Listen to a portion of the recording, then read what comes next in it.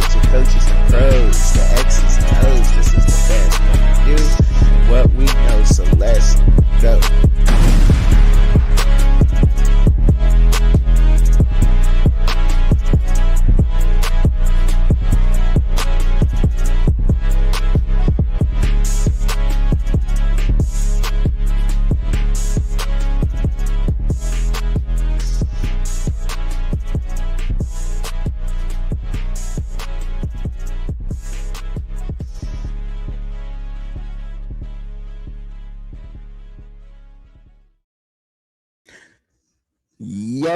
Yo, what's up, y'all? What's good?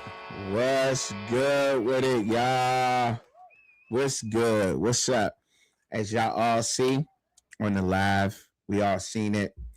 Y'all already know if y'all hear that I buff leave in them buffs again, man. I'm about to give them a ride, man. So, yeah, let's go. Let's get it. You know what I mean? Long time, man. It's been a long time coming, man, with this whole situation, man. First year, don't really know where the team is going, right? You know what I mean? Bad season ending like 4-8. You're like, all right, cool. You know what I mean? Next year, definitely going to bounce back. And that's what happened. It did. Great bounce back. Set round 2. You know what I'm saying? Great bounce back. But also started to notice, like, man, you telling me some things right now that it ain't making sense. Like, make some of this make sense to me, because a lot of it's not. A lot of this stuff that you saying to me ain't making sense right now. So I gotta figure out, like, what's going on. And I was like, all right. So I paid attention. You know what I mean? And I was like, okay, now I'm paying attention. I was like, so you can't fool me. Year 3. Knew it was going to collapse because I already seen some of this stuff that was going on. Seen a lot of the things that was coming in the light, a lot of things that I was noticing as far as the coaching, as far as the team was going, the chemistry, all that. You know what I'm saying? I just noticing that and just felt like something was going on. But I'm like, all right, whatever. But I came around this year and I said, all right. I said my piece. I made my video and spoke truthfully on how I feel about Coach Prime and him leaving Jackson State. And I said to myself, I said, all right, cool. So, but really, is he doing everything right this time? And I'm like, yeah, he is. He's doing everything right this time. He got a guy in there that actually know how to coach. That ain't no, you know what I'm saying? He ain't just go and grab another guy that's a name. He actually got somebody who's a respected coach out there. A lot of people may not know about Brendan Marion, but his background that as an offensive coordinator and as a coach in college football is well respected around. You know what I mean? Then, you know, the defensive coordinator left, right? And I'm like, he should have been gone. In my eyes, I felt like Robert Livingston should have been out of there anyway, right? But when the move was actually made, I'm like, okay, all right. I'm kind of liking that for real. You know what I'm saying? Because he should have been up out of there. Like, I mean, the whole thing needed to be gutted. Not just the team, not just the players. The whole thing needed to go. We needed to see a whole new regime in Colorado. What up, Motivated? What's going on with you, bro? I got to drop the link down. I forgot to drop the link for y'all. What's up, bro? So I'm like, hey. So I'm gonna give this thing a shot. I was like, man, I'm gonna give it a roll. I'm gonna give it a shot. And I'm going back to saying and letting everybody know I'm rocking with the Buffs, y'all. I'm rocking with them, y'all. I'm rocking with them. I'm rocking with them this year. Rooting strong. I'm on the strong side. You know what I'm saying? I'm not even going, you know what I'm saying? I'm gonna always keep it real. I'm gonna be me. I'm gonna be trucking. I'm gonna keep it G around here. Believe that. But at the same time, like, I gotta admit, I'm liking what I'm seeing and what's going on this year. These changes, I'm liking it. Now, Chris Marv, I had to do my homework on this guy because people was like, hey, he was at Vanderbilt and he did this and he did that. And I'm like, okay, dude was at Vanderbilt. That's cool. That's all right. You know what I mean? Like, okay, so I was like, I'm gonna do my homework, and not only am I do my homework, you know what I'm saying? I'm gonna introduce it to some of y'all too. I mean, a lot of people probably already know because Colorado's interesting. You're going to look at it. So I did. You know what I'm saying? Started off. First of all, now when I do my homework on people, I go in deep. I go in depth. I just don't go in. You know what I mean? The last year, I want to go all the way back. I want to see where the roots come from. Why is that? Why do I want to see where the roots of a person come from? Well, if he's the new defensive coordinator, I want to see where his roots come from. That gives me an example of how this team may play, the identity of the team, the identity of the Colorado Buffaloes defense. Like, what position is going to be that key? Is it going to be the defensive line? Is it the safeties? Is it the corners? You know what I'm saying? Well, he was a linebacker, right? He was a linebacker that played at Vanderbilt. That's where he started at, right? So now I have an idea of Chris Marv and what he's doing with this defense. Oh, linebackers, they love to hit. You got to love to hit when you're a linebacker. You can't start at linebacker at a Division I level and not be a hitter. That's just not going to happen, right? So I was like, okay, like that. Then I noticed that he coached at Vandy. They coach at Vandy 2014 to like 2018 or something like that. And if that's all the way correct, and he was a graduate assistant, a linebacker coach, and defense. I think he was like defense or something, defense, some kind of defensive coach too early on. So that's now I'm putting in perspective. Okay, he liked coaching linebackers. Then he goes to he did the same thing at Mississippi State, linebackers. He did. Now look at 2000. Now you got to look at the 2019 Mississippi State team. So why am I worried about the 2019 Mississippi State team? Because I want to know, when I look at Mississippi State and I know he wasn't the whole coach, I want to see what position he was coaching in 2019 at Mississippi State. So that's what I wanted to do with this live, was kind of, you know what I'm saying? Let's get familiar with some things the way I like to get familiar with. So we all buffs, you know what I'm saying? But I want to bring y'all into how I like to do it. Because see, some people look at they'll skip past that. Oh yeah, he coached at Mississippi State. That's in the SEC, and that's it. That's all, right? Nah. He coached the inside. He coached linebackers at Mississippi State in 2019. So who was the linebackers at Mississippi State in 2019? Were they on the blip? Were they on the radar? Were they any good? Because that could give me some kind of idea of how the linebackers may be coached here. It's not a for sure thing, but it will give me some kind of an inkling of what kind of, you know what I'm saying, what techniques is he teaching. He's going to get better. This was back in 2019. I mean, that's a couple years ago now. You know what I'm saying? That's double 10 years ago. You feel me? Almost. You feel me? But still, it kind of give you an idea of what's going on there. You know, and also spent some time on Florida State. So I'm guessing that's, you know, that may or may not be where the Coach Prime connection came from back in 2000. I think it was 2020, about 6 years ago. And that happened. And then Virginia Tech also. And now we know that defense was, you know, 2022 and 2024. We know that defense was like Virginia Tech. You like, they always had a, you know what I'm saying? They always had a tight, you know what I'm saying? That defense over there was biting. That Virginia Tech defense was biting. And that's what a lot of people go off. But see, I wanted to go back deeper into the roots. So before I do that, let me make sure ain't nobody pop up in here. But yeah, but before we do that, now I want to go back and I want to see exactly, you know, who was there in 2019. So I can do that live. So we're going to go back and go, you know what I'm saying? I'm going to do it right now live with y'all. You know what I'm saying? That's because that's how you get it done, right? That's how you do it.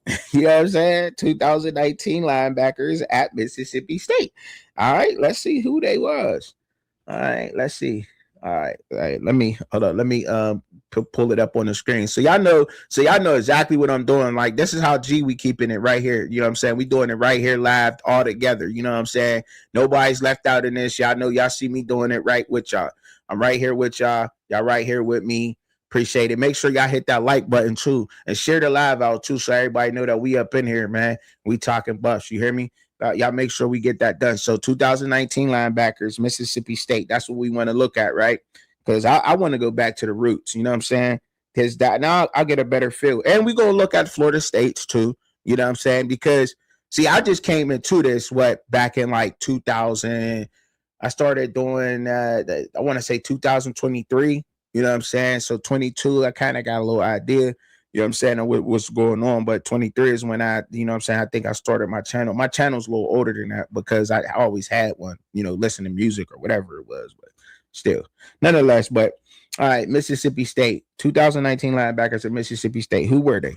All right, let's get a list. Now we'll get a list of it, right?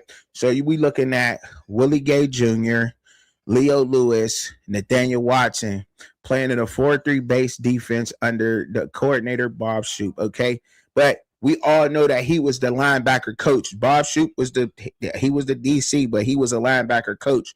Marv was, right? Okay, Coach Marv was. All right, that's what he was. All right, now the new coordinator at Colorado. So now, you know what I'm saying, that's what we got. Willie Gay Jr., Leo Lewis, and Nathaniel Watson. They was all right. That was some good, some all right players. They ain't, you know what I'm saying, they ain't bad. And they for sure. And you know what I'm saying? Willie Gay Jr. for sure. A standout performer, 6'2", 240 pounds, who later became a second-round pick by the Kansas City Chiefs in 2020. Oh, holla at me. Yeah. I mean, you know what I'm saying? We know what the Chiefs was doing. You know what I'm saying? Then you got Leo Lewis. He's an experienced linebacker, 6'2", 245. You know what I'm saying? The key veteran in the middle of the defense. Okay. Key contributor. Nathaniel Watson also was 6'2", 245. You know what I'm saying? They said he played a major role. All right, bet. So we see that. Now we know. Now we got to do our film homework on these guys next. You know what I'm saying?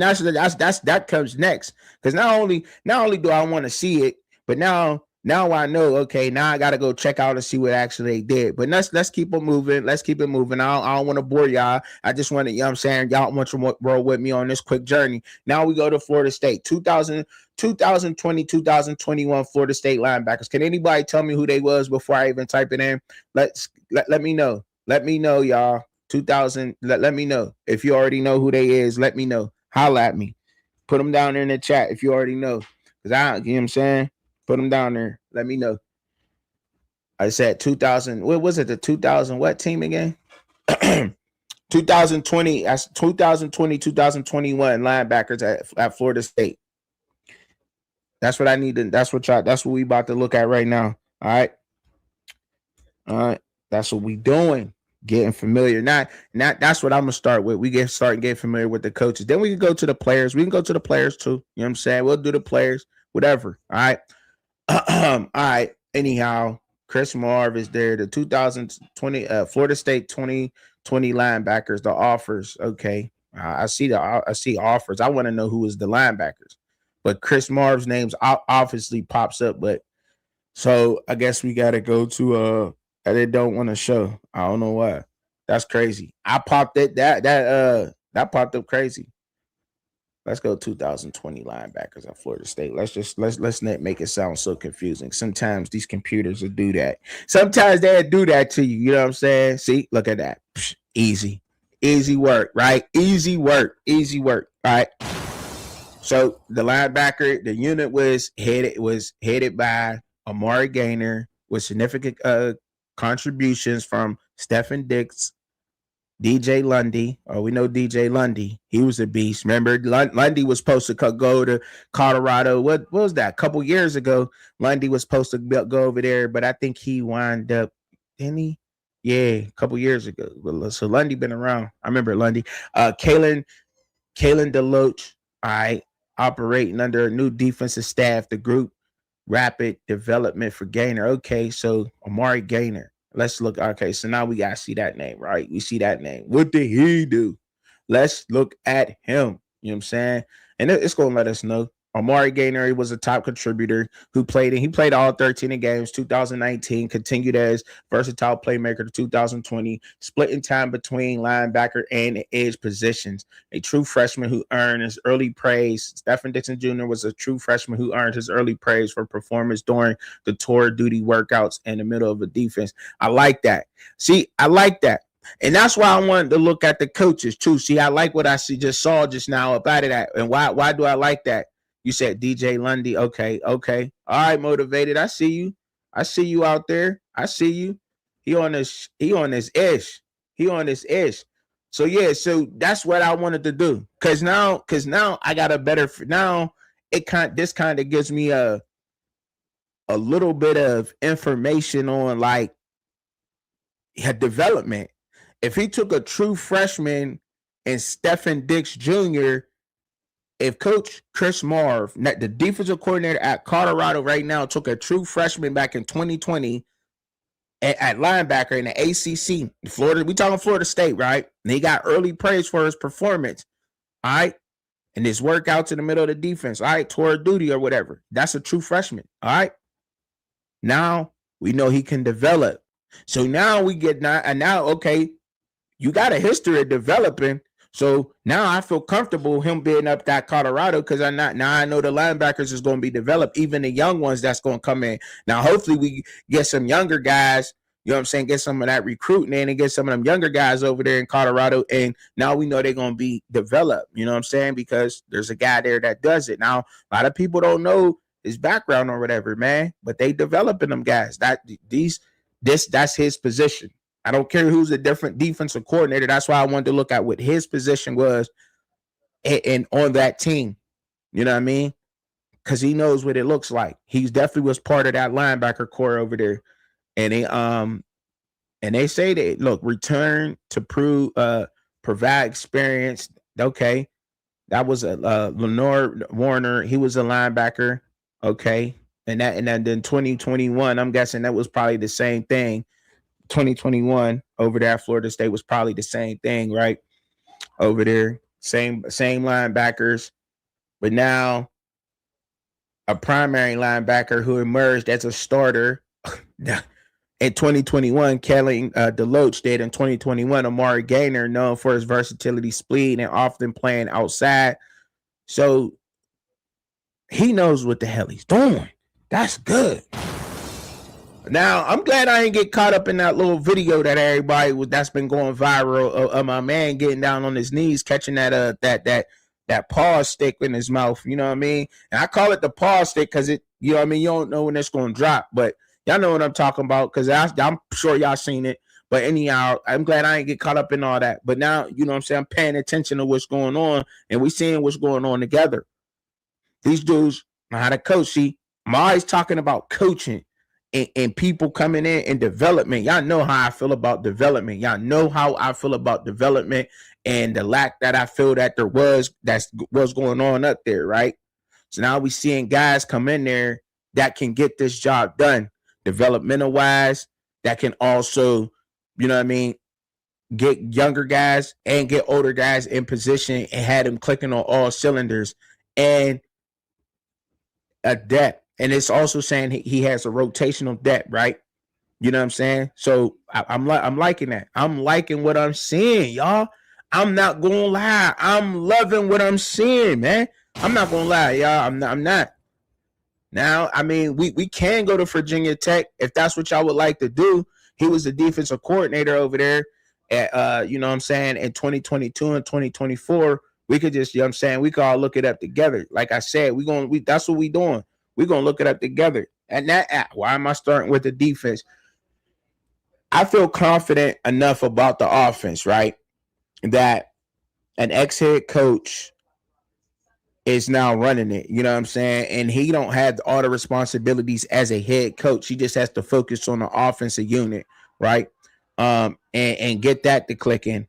And his background, you know what I'm saying? And his philosophy is kind of, you know, is innovative, something that's new and and everything with that. And there's a lot of positions, and I'm gonna get to that. I'll get to that. But the defense is what is the side of the ball I was worried about. Giving up 400 yards a game, and then he leaves kind of early. Is it still gonna take some time? I don't know. You know what I'm saying? I don't know. But realistically, in football time, I'm like, all right. It can be hard for some people, but it can work. It can. You know what I'm saying? I'm not gonna say that it ain't. I'm not gonna say that it can't work, because it can work. If they get on their job, they get on their P's and Q's, they're studying their film, they're studying their playbook, and it calls, yes, they can get it done. But realistically, does it happen all that fast all the time? No, it doesn't. But we could probably count on some guys. But when you got experienced coaches who know how to develop and get guys ready, that makes me feel a lot of comfortable. That makes me feel a lot more comfortable. You know what I'm saying? Like, let's keep it a buck. You feel me? Like, it makes me feel a whole lot comfortable knowing that there's some guys in there that can actually get these young men prepared and ready in that short amount of time. So hey, we'll see what happens there, because I know that happened. But we know that defense was biting over there. So we really ain't got to go into that. I'm sure a lot of people have looked at the, from Virginia Tech 2022 to 2024, when he was there as a defensive coordinator. I mean, we seen them all play Miami. They played Miami really tough. You can say what you want about the defense, but I think it was Peebles. Wasn't he one of the guys that was an edge rusher over there on that defense? I mean, he just played I thought defense was solid over there. I just thought the offense was the problem for Virginia Tech in those years. I think the defense was solid. So if you ask me what's going on with that, now I want to move in kind of into the roster and get more familiarized with the roster, because I mean I kind of already am, but because I know, what I'm saying, because I pay attention to a lot of college football. So you say he got fired from Virginia Tech in December 12th in 2024. That's okay. I mean, that's okay. I mean, look, everybody get fired. Everybody get fired motivated. You know what I'm saying? Like, that's okay. I'm cool with him being fired, but that's why I wanted to also go back and look deeper into his coaching career too, though. You know what I'm saying? I just didn't want to look at Virginia Tech. I wanted to go look at everything else too, to see, to get a feel for him, to understand, you know what I'm saying, where's this defense going? Can he develop? He has a background of developing guys. He does. You know what I'm saying? We kind of went through that and kind of figured that out. Now, him being fired for the lack of success of that team, I think that offense was a problem. I mean, look, Kyron Drones is, hopefully he pop up and do something this year. Drones should do something this year, man. You know what I mean? But he should have been balling for the past couple. We all know that. You know what I'm saying? Yeah, you said the team went 6-6 and he got blamed for it. Like, yeah, like I don't think that was right, man. I mean, the defense, I think the defense kept some of those games decent. You know what I'm saying? Kept some of those games decent. It really did, man. I remember the year. So, Virginia Tech showing flashes, like they could have been a lot better than that. That defense was outstanding. There was some great players on there. I know Peebles was on one, the pass rusher, but they had a top damn pass rusher in the country. He was one of the top pass rushers on the country and on that defense that he was calling. He was killing shit. So I mean, I seen it. So I'm not even gonna sit there and act like he didn't, or I didn't see it. You know what I mean? But I'm definitely gonna call it out. But you know what I'm saying, if I do.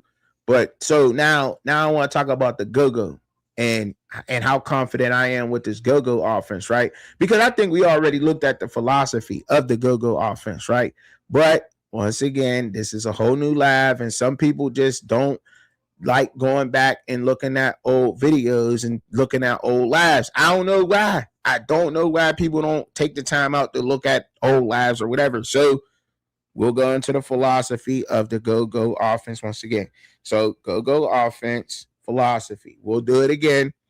You know what I'm saying? I know y'all that rock with me, we already seen it, but you know what I'm saying? If there's some new people that may be watching or whatever, let's go and look at the go-go offense. The philosophy broke down by himself, the man himself. Not my take on it, not nobody else's. The man himself speaking on it. Brendan Marion. Okay, that's what we're. Okay, so How do we install the offense? All right. Here's a cool picture right here on having our 5 guys lined up into the boundary. All right. So you see a picture right there that you'd be hard pressed to see any other team line up like that in the country. Okay. 2 receivers on the ball, receiver off the ball. We're in an unbalanced set here. 2 running backs in the backfield. Okay. Side by side. All right. So how do we install plays? Our philosophy. Okay. How we tell our players, we create the selfless with our players. Go is how you play without the ball determines how much you love your teammates. Okay, how you play without the football determines how much you love your teammates. Because everybody, okay, from the little league age up, wanted to get the ball in their hands, okay, and run with the ball. Okay, but not everybody wants to block. Okay, not everybody wants to run the guy off. Okay, not everybody wants to run the route that gets somebody else open. You know, carry out the fake. All those little things that make a play truly work. Okay, we're organic. Okay, we're gonna err on the side of creativity. All right. What we do is we're not trying to copy anybody or be the same as or be business as usual. Okay. We're going to do what we do. Okay. And create different ways to do what we do. Okay. Toughness. Okay. We are 2-back, power run, vertical shot team. We're going to throw the ball deep down the field. Okay. And we're going to have 2 backs in the backfield to run the ball downhill. All right. Pace. All right. Pace. 2-minute pace at all times to create a 5th quarter. All right. When we try to create a normal game, all right, is 60 snaps, 60 to 65 snaps. We're trying to get into the 80, 90 snap range, okay? Last year we were at 78, okay, and that's not good enough, okay? We need to be higher, all right? Personnel, all right? So for the high school coaches like me that started off as a high school coach, if you want to run this offense, all you truly need is 1 vertical threat, 2 running backs, and a quarterback, okay, that can understand how to distribute the football. Okay, can understand how to distribute the football. He doesn't have to be a great runner. Okay, he doesn't have to be a big, dynamic guy.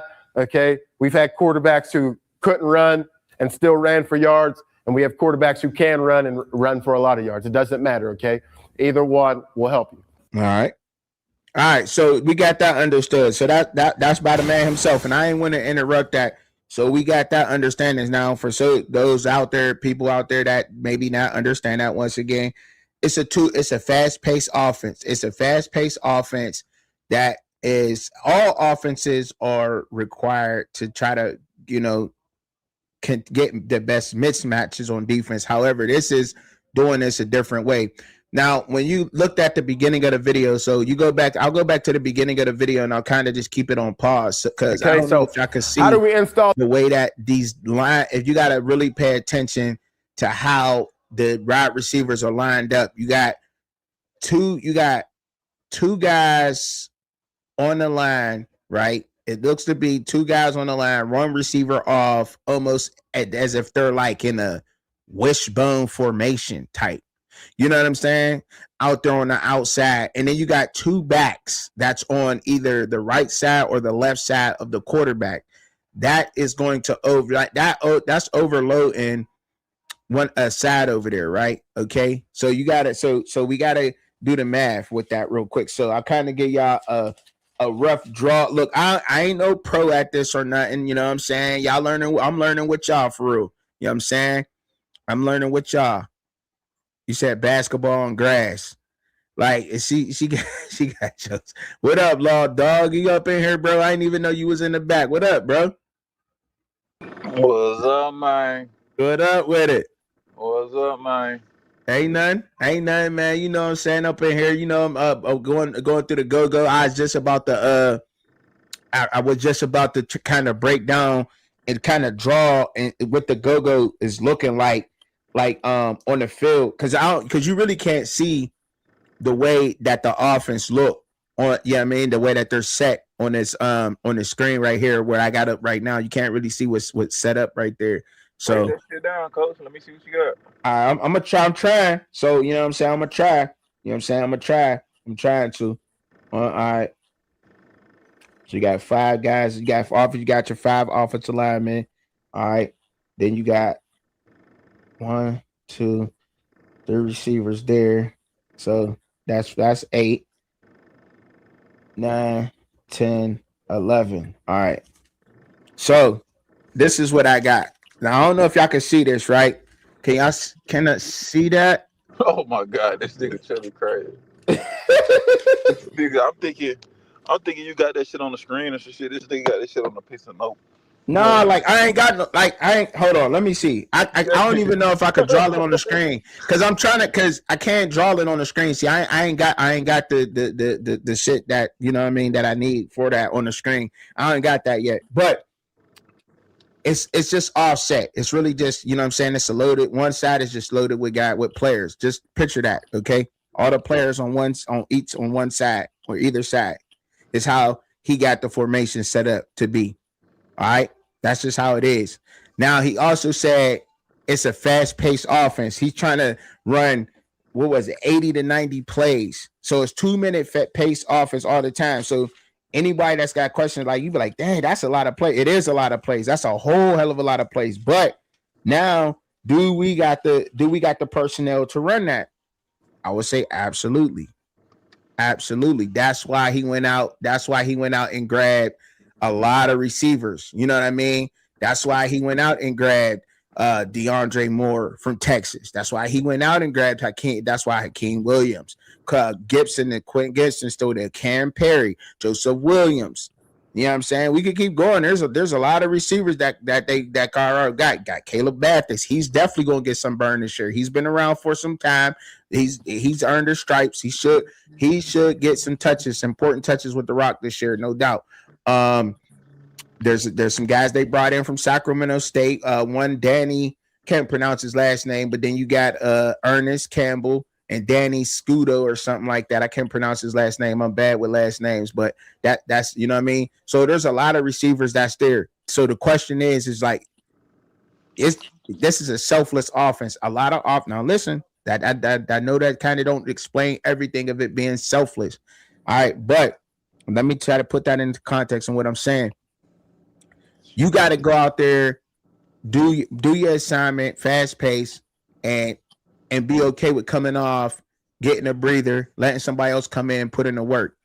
It's about winning now. But when you're on that field, you got to put in the work. You got to get the job done. That's it. Everybody's gonna have a chance to shine. There should be, I don't know how many I'm just guessing. It may, you know what I mean? I'm not a coach or nothing, but I'm just guessing here.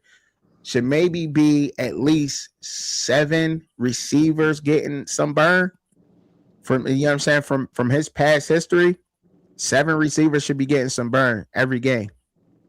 You know what I'm saying? Now, if they're in good shape, if receivers is in good shape, then that's cool. Then we'll knock that down to maybe about 5.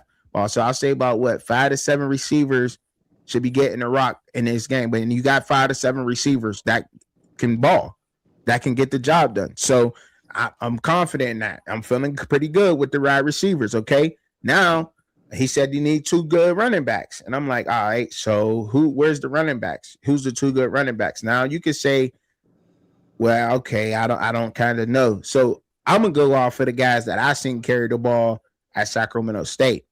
You know what I'm saying? If I could just roll with those 2 guys that are familiar with this offense, and I think they're upperclassmen. I think the one dude is don't correct me if I'm wrong now, but one dude should be going into his sophomore, senior, and one dude should be going into his junior season. So, and they already was in this offense. So they already kind of know the philosophy. They already kind of ran it last year in the Big Sky. Now, that gives them a little bit of advantage. Now, however, there is other guys that they're looking to, get burned. Like you got DeCanlin Taylor from Incarnate Word, fast guy. He should have success in this offense. He should, but we don't know. You know what I'm saying? Richard Young from Alabama, you want him to have it. 5'11", 210. You most definitely want him to have some burn in this offense, right? And Michael Welch. We know Michael Welch. Hopefully he can get it down because I really like. I'm a fan of him anyway. Off top, I really like him and when he get done. But the 2 running backs from Sacramento State that I was talking about is Jaquil Smith and Damian Henderson. All right.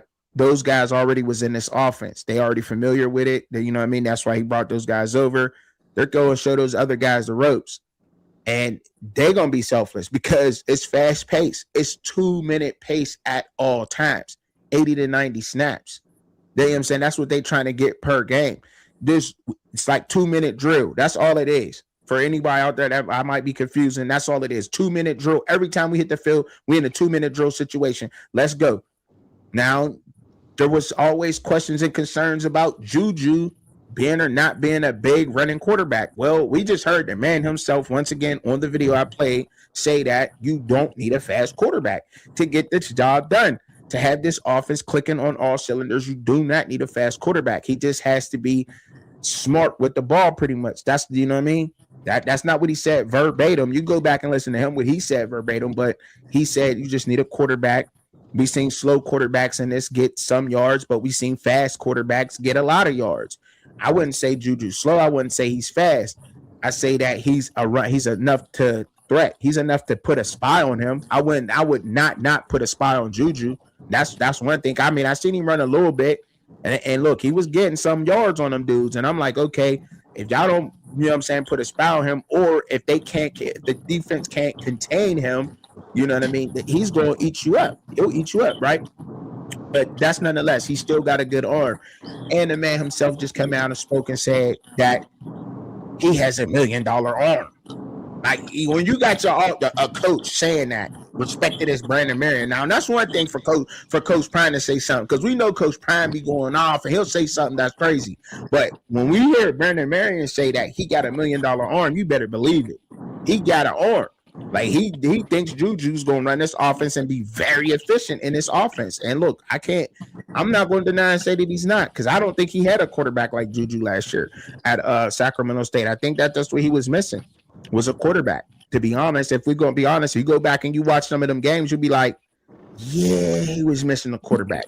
Not making the best decisions on those plays, you know what I'm saying? And maybe it was too fast-paced, but however, like, you got to have a guy who could distribute the ball. True point guard. You know what I'm saying? Got to have a true point guard. You know what I mean? I don't need a John Morant for this. You know what I mean? You don't need John Morant. I can get it done with Stockton in this offense. You feel me? You understand what I'm saying? Did I slow it down enough? You know what I mean? Like, that's all I need. So I'm confident. So, like, I'm just giving y'all I'm just giving y'all the background of why I'm Buff leaving again in the Buffs, man. That's all I'm saying. You know what I mean? And putting it into some context. And then we go and going through it the same time. Now you gotta say, okay, where's the next concern at? Because y'all know where you get the game ain't won on the outside. That's all cute. Everything I just said was fine. That was cute. But we know the guys in the trenches, they got it. They are the ones. They are the heart and soul of every team. They are the true MVPs. They don't get enough trophies. They don't get enough praise. But guaranteed, I'm praising the big boys every game, because that's where the game is won. And look, especially at the college level, it's won at every level. But, you know, especially at this level, when you got those guys who eat on the O-line and the defensive line in them trenches, man. Yeah, the game is different. I'm just telling you right there, right then and there. And we've seen cases of you've seen anomalies. We've seen some, but believe it or not, these guys get it done. So the offensive line, there's a lot of guys. It's not set just yet. The offensive line just ain't set. The depth chart is not set on the offensive line, but there's a lot of good guys. There's a lot of names that's floating around out there, right? I like, for instance, me personally, I like Taj White from Rutgers. I like him. That came from Rutgers. You got Bo Hughley that came from Georgia, 6'7", 295. He's sound like an athletic guy. You 6'7", 295, you athletic, dog. You just, you know what I'm saying? That's not no, you know what I'm saying? Like, that's athletically built. You feel me? You got probably more muscle mass than that. And that's what you kind of need in a fast-paced offense. So a lot of offensive linemen, once again, are going to get burned. And that's what makes this. Let me keep going with the offensive line first before I get ahead of myself, because I tend to do that. Let me keep going with the offensive line. Then you got like Chancey Gooden, that's on the team. And then you got a guy from Maryland, also came from Maryland. I like that. I like that pickup, 6'6", 295, another athletic guy. For sure, 6'6" and 295, because that's what you need. You need guys who can withstand the vigor of a fast-paced offense, right? And then You know, you also got your bigger guys too out there. I can't even pronounce his name. Well, Yaya, Yaya, Yaya. I can't even pronounce his name, but he came from over there. I don't know if he's gonna get the burn, but I'm hoping so. You know what I'm saying? He was over there overseas and he did the NFL Academy. I watched them play one time over there, and they be balling. They be balling over there. And I'm rooting for him. Nonetheless, you know what I'm saying? I'm rooting for the young man, 6'4, 340 pounds. Hopefully he'll be a rotational piece because that's just how it is on this offensive line. Somebody get tired, somebody else got to be able to come in and provide some, stability to it. And that's what makes this offense innovative, because how often you see some, and I think a coach who does it that gets overlooked at it, and we haven't probably really noticed it, but we're probably gonna start noticing it a lot now because of Brennan Marion or whatever and going through it. But Coach Brett Brennan started doing that at San Jose State. He started doing that with his linemen, rotating them more often. Now they do it; it gets done. But I'm just saying not as often as Coach Brett Brennan was doing it at San Jose State before he took over at Arizona. And you see some of the same things going on at Arizona, right? Some of their guys get hurt, and then there's another guy that just comes in and they picking up the pace, or you know what I'm saying, somebody get tired, somebody else coming in, and that throws off the defense too. You know what I'm saying? Believe it or not. So that helps. But just to go back to what I was saying about, Colorado, is that's why it's innovative too, because you're keeping fresh bodies out there, fresh bodies moving, guys out there eating, you know what I mean? And they able to block. That's important. So the defensive line, do I feel solid with the defensive line too? I know I feel now, because I can go back now. I talked about the offense. Now, do I feel solid about the D and the linebackers over there at Colorado? Guys, I had some questions with the defensive linemen, but look, there's some guys that I think should be able to go in there and be solid. There's no listen. I'm keeping it real with y'all on that. Like, I don't know if there's going to be a standout star. I don't know who's going to be the standout star, but I think that there should be some solid production off that defensive line. And just some of the names that I get, like one name, for instance, for me is Villy. Last name is crazy, but he came from New Mexico though. You know what I'm saying? Don't know how things is going, because like I said, I don't pay attention to all the other media stuff, but I need to. You know what I'm saying? Will start. But 6'3", 260. You know what I'm saying? Older guy, senior. I'm sure he's supposed to be getting some burn. And he came from New Mexico. We know that. San Jose, all that. Was in San Jose, New Mexico State military, all that. You know what I mean? Had a good background in colleges. This is his fourth stop. And the work that he's going to put in, I think that he could provide some experience on that defensive line. I think that might be a smart choice. Don't know if they're really looking that way. Baylor, Sammy, another defensive lineman, 6'3", 375 he is. Big boy, right? He's a big boy. And that came from over at Baylor, but he also was at Texas A&M. And I'm not worried about the Texas A&M being in the SEC. I'm just more worried about, can he get it done? Can he be solid? And I do think that some of these guys on this defensive line are solid. So you know what I mean? And this is the Big 12 too. So a lot of it got to do with coaching and scheming too. You know what I mean? That's a lot of it has to do with that. There are great coaches in this conference, by the way, too, that can ball. But that's where a lot of this is headed.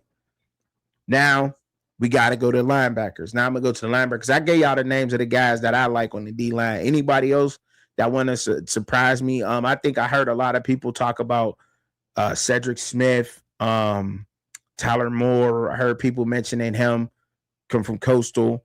But for me, you know what I mean, those are the guys that I want to pay attention to, that I hope make it. But I mean, as time go on, and we'll see who emerges to be the starters and the stars, and we'll go ahead and go at. But there's a lot of defensive linemen, though. A lot of defensive linemen to look through, to rotate, and put pressure. Also, I like it's crazy because my dude that came from over from James Madison, Emmanuel. You know what I'm saying? I look, I just know that he was well developed. I know where the system he came from.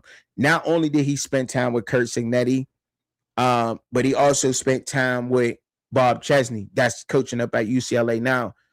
And I have seen people come here and some people not be as good, but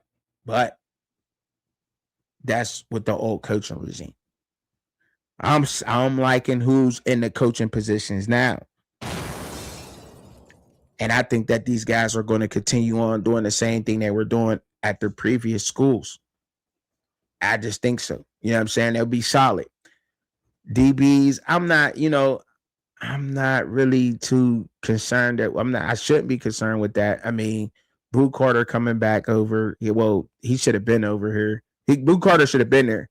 I don't know what took him so long to grab. Well, we do. We know. Can I get in here with you a little bit, my brother? Yeah, for sure. Man, I'm back watching Well Off, Chubby. I'm all in, man. I'm pushing all the clips to the middle, man. Oh my God. They got some coaches. I seen some names. The Clancy Pendergrass, Chubby, is a former Kansas City guy. I recognize him from back in the day. He's a legacy coach. He's coached all around the NFL, and he's not necessarily a guy where I would say he's a prime guy. He doesn't necessarily have the. I mean, he may have touched bases with prime here and there because he does come from the cowboy tree. But I know the name beyond prime. Okay. And they added him, and they added a couple other pieces I seen as far as I was checking out a video, and I guess these would be the newest guys. So I like what's being built, Chubby. I see it, man. And for me to be the guru that I am, I can see it happening, man. I can really. I'm with you, Chubby. We standing side by side together in this, Chubby. We side by side on it now, and I like it. Side by side, man. I love it, bro. You seeing what I'm seeing? Yeah, for sure. I'm seeing what you seeing, and like I said, is through the Well Off videos. From what I've seen, I like Isaac Wilson to be the quarterback. How about that?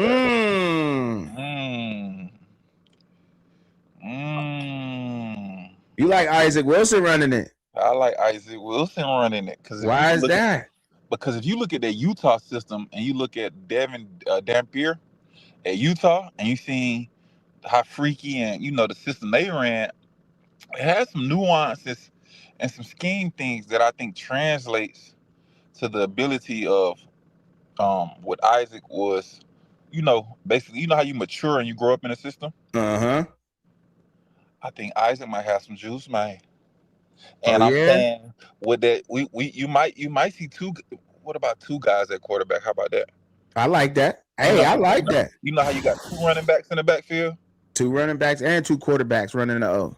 How about that, nigga? You really gonna fuck them up with that one, Law? Really gonna fuck them up. I might throw it 60. I might run it 60. Facts. Fuck you talking crazy. About?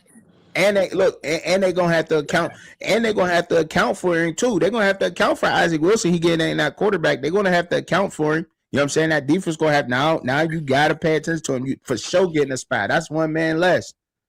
And you got one. If you got one man less, and you got Hakeem Williams out there about to go for a route, touchdown, boom, easy work. Let's get it.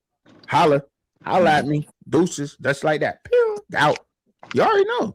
You already know what I'm talking about, Law. You already know what it is. That's what I'm saying. Like I'm paying attention to what's going on, and like I said, you know what I mean. I speak my mind. I know I'm gonna do it, but I gotta admit what's going on and what I see. The linebacker room is like now. And another thing about the linebackers, he also was saying that they got a block, and I think a lot of them did that. I think we've seen a lot of those guys do that. We know Caleb Mathis is, and I think that's why Mathis is going to get some more burn in his offense too, because he has gone on a journey of just putting in work to get in this position he's in right now. Like he crawled, you know what I'm saying? He clawed and crawled his way to this position, and I just got a feeling that Caleb Mathis is going. He's going to be it. So with that I know I feel like this is his year that he's going to get a lot of burn. Caleb Mathis for the win, Chubby. Yeah, man. I like Caleb. Like, Caleb been making plays on the wheel off too, baby. Yeah, because he understands. He understands, like his dad's a coach, first of all, right? But he understands just the way he played, and like I'm playing my role. Like he went out there and played his role on these last couple of teams, like selflessly, and that's the kind of attitude you want in this offense. Somebody who's gonna go out there, run a route full speed, and don't get the ball thrown to him, just to open up the concept for the, you know what I mean, the concept. Or the play concept for the next receiver, you know what I mean? Or it could be just a simple backside running back screen or something. But, you know, they paying attention to Mathis. Mathis just hit him with, you know, 3 slants across the middle. Bang, bang, bang. Now they about to, you know what I'm saying? Okay, we're going backside with get in your bag, Chubby. Get in your bag, Guru. You know what I mean? You know what I mean? Go on the backside, you know what I'm saying? Screen real quick. Hey, get him. He out, he gone. Michael Welch. Hit him with it. Touchdown. Out of here. See ya. Yeah, that boy like that. Yeah. When my boy say Chubby, that boy like that. He like that. He like that. Yeah. Now you see what I'm seeing. Now you see what I'm talking about, Lars. Yes, see what I'm saying? Yes, sir. Let's go, Buffs. Now you see what I'm talking about. Let's go, Buffs. Now you see what I'm talking about. You feel me? Mm-hmm.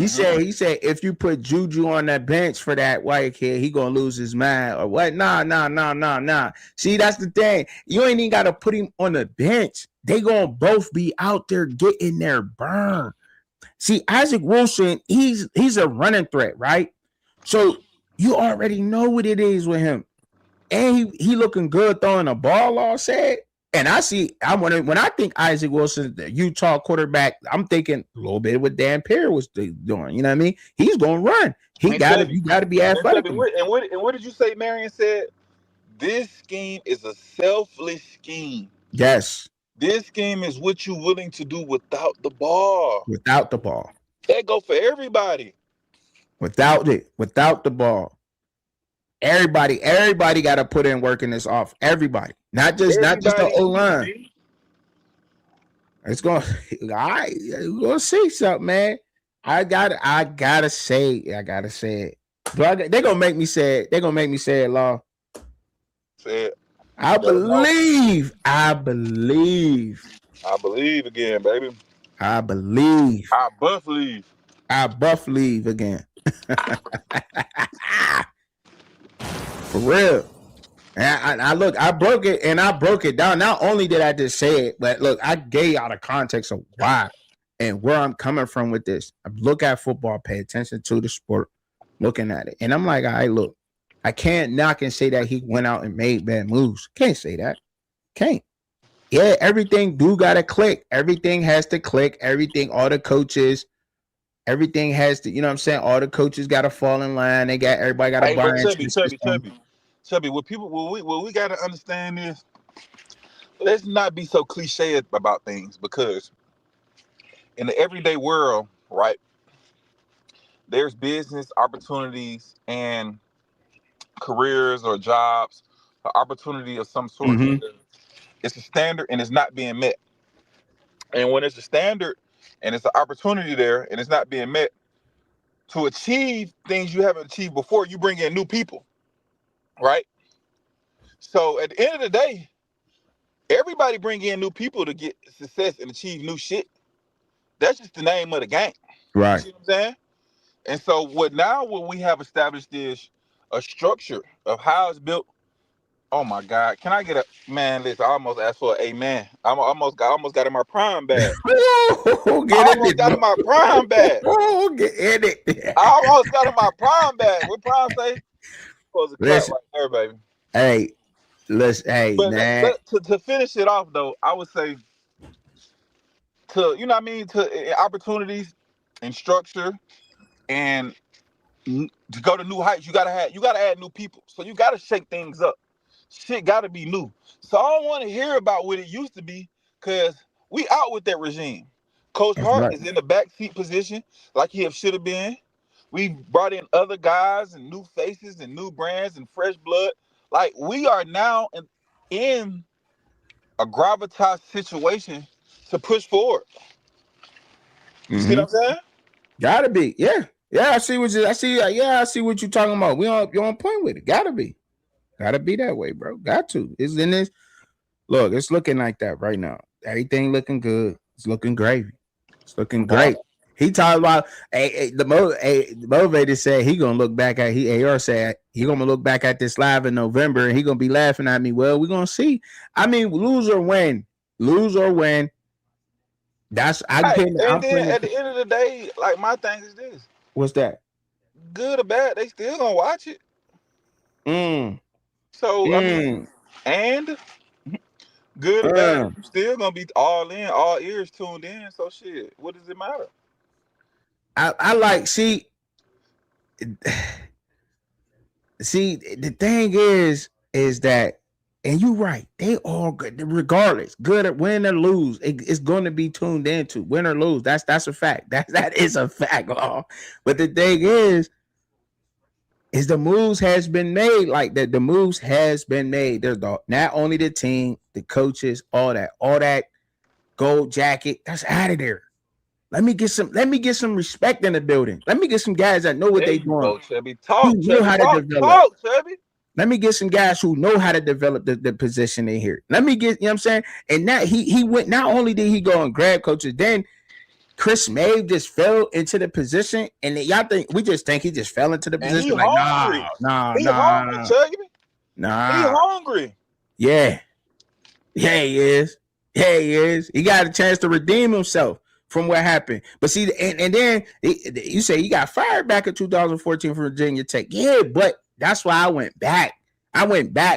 All the way to Mississippi State to see, and we seen at the beginning of the live that he developed guys. His background of putting freshmen on the field and being All-Americans and being some of the best players in that conference as a true freshman. So we seen all that. We went through that.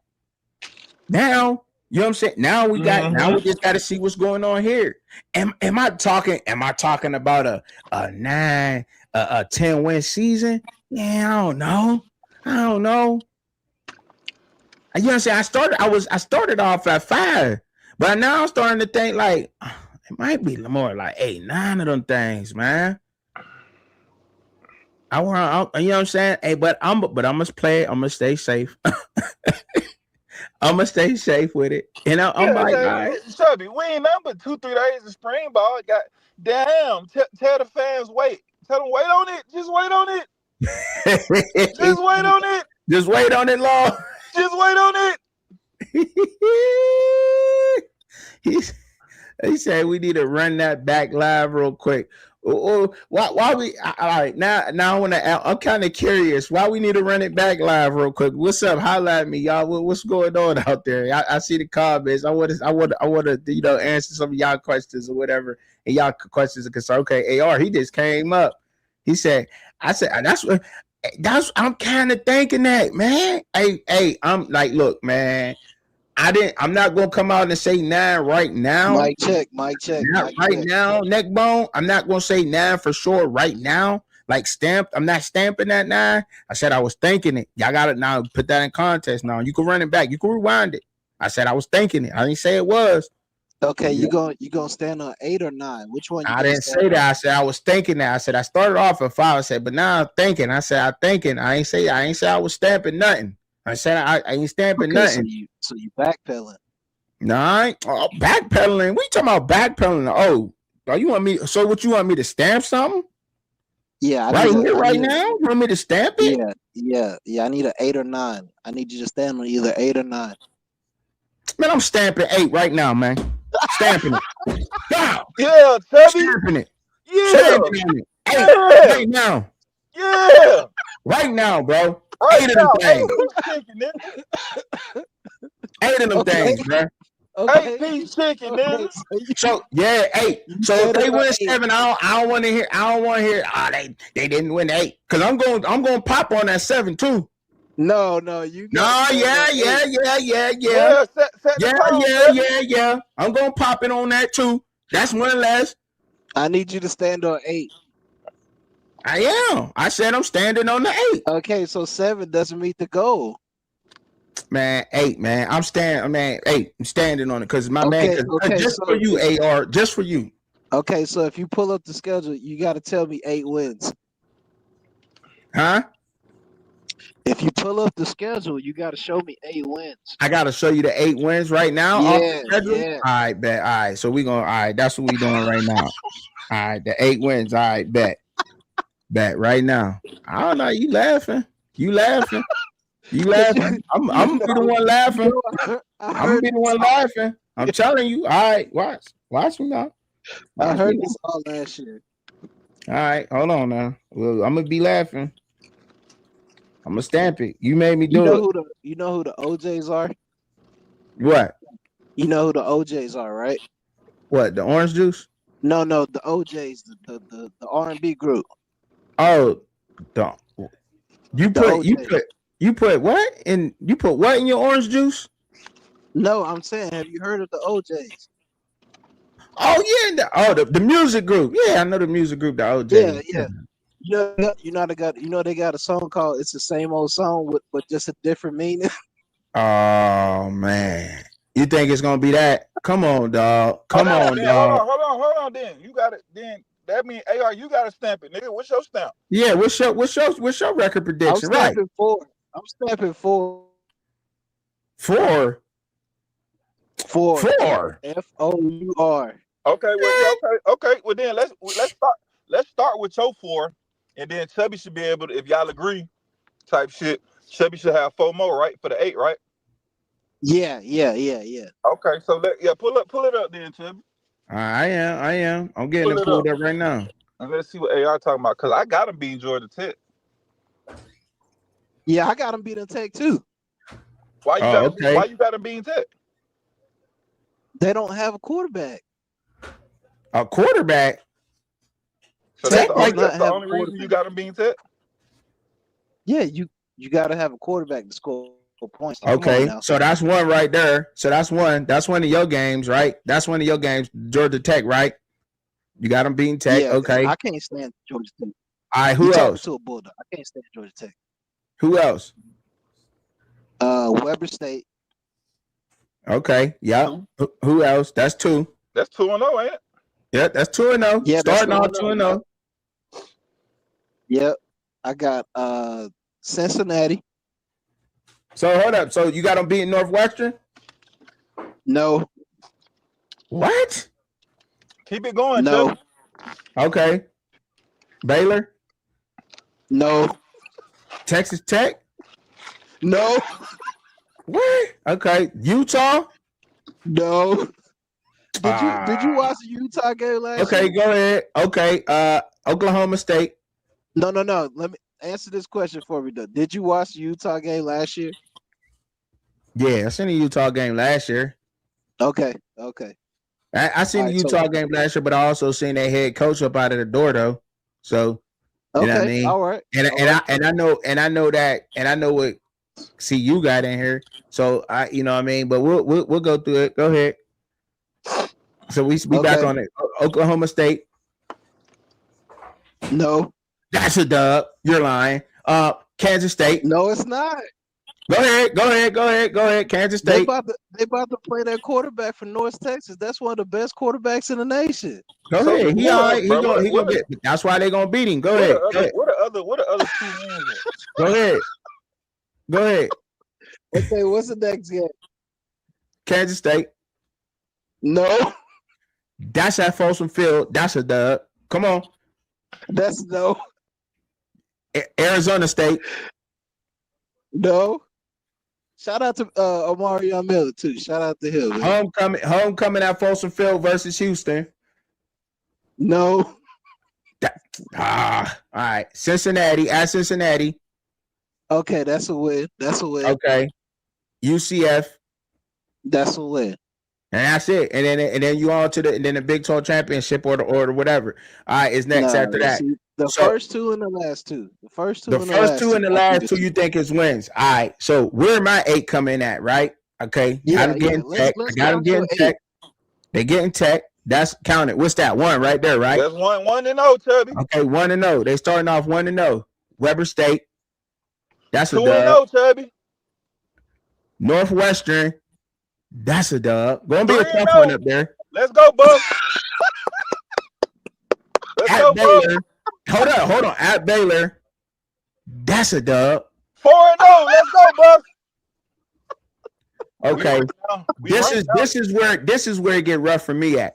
This is where it get rough. Texas Tech, I think Texas Tech get us. I think Texas Tech could get us. All right. I think so. I think, you know what I mean? Okay. I think Texas Tech could get us. Okay. You know what I'm saying? 4-1. We bouncing back versus Utah though. Utah ain't finna do us how they did us last year. Chubby. Utah ain't finna do us how they did us last year. We bounced back at Utah. That's a dub. 5-1. I hear you, boy. Close one. That's a close one too. I think that's the, you know what I mean? Mata get that. I think Mata gonna get us that one. You know what I mean? Mata gone. Oh shit. Well, we gonna get a close one. That's okay though.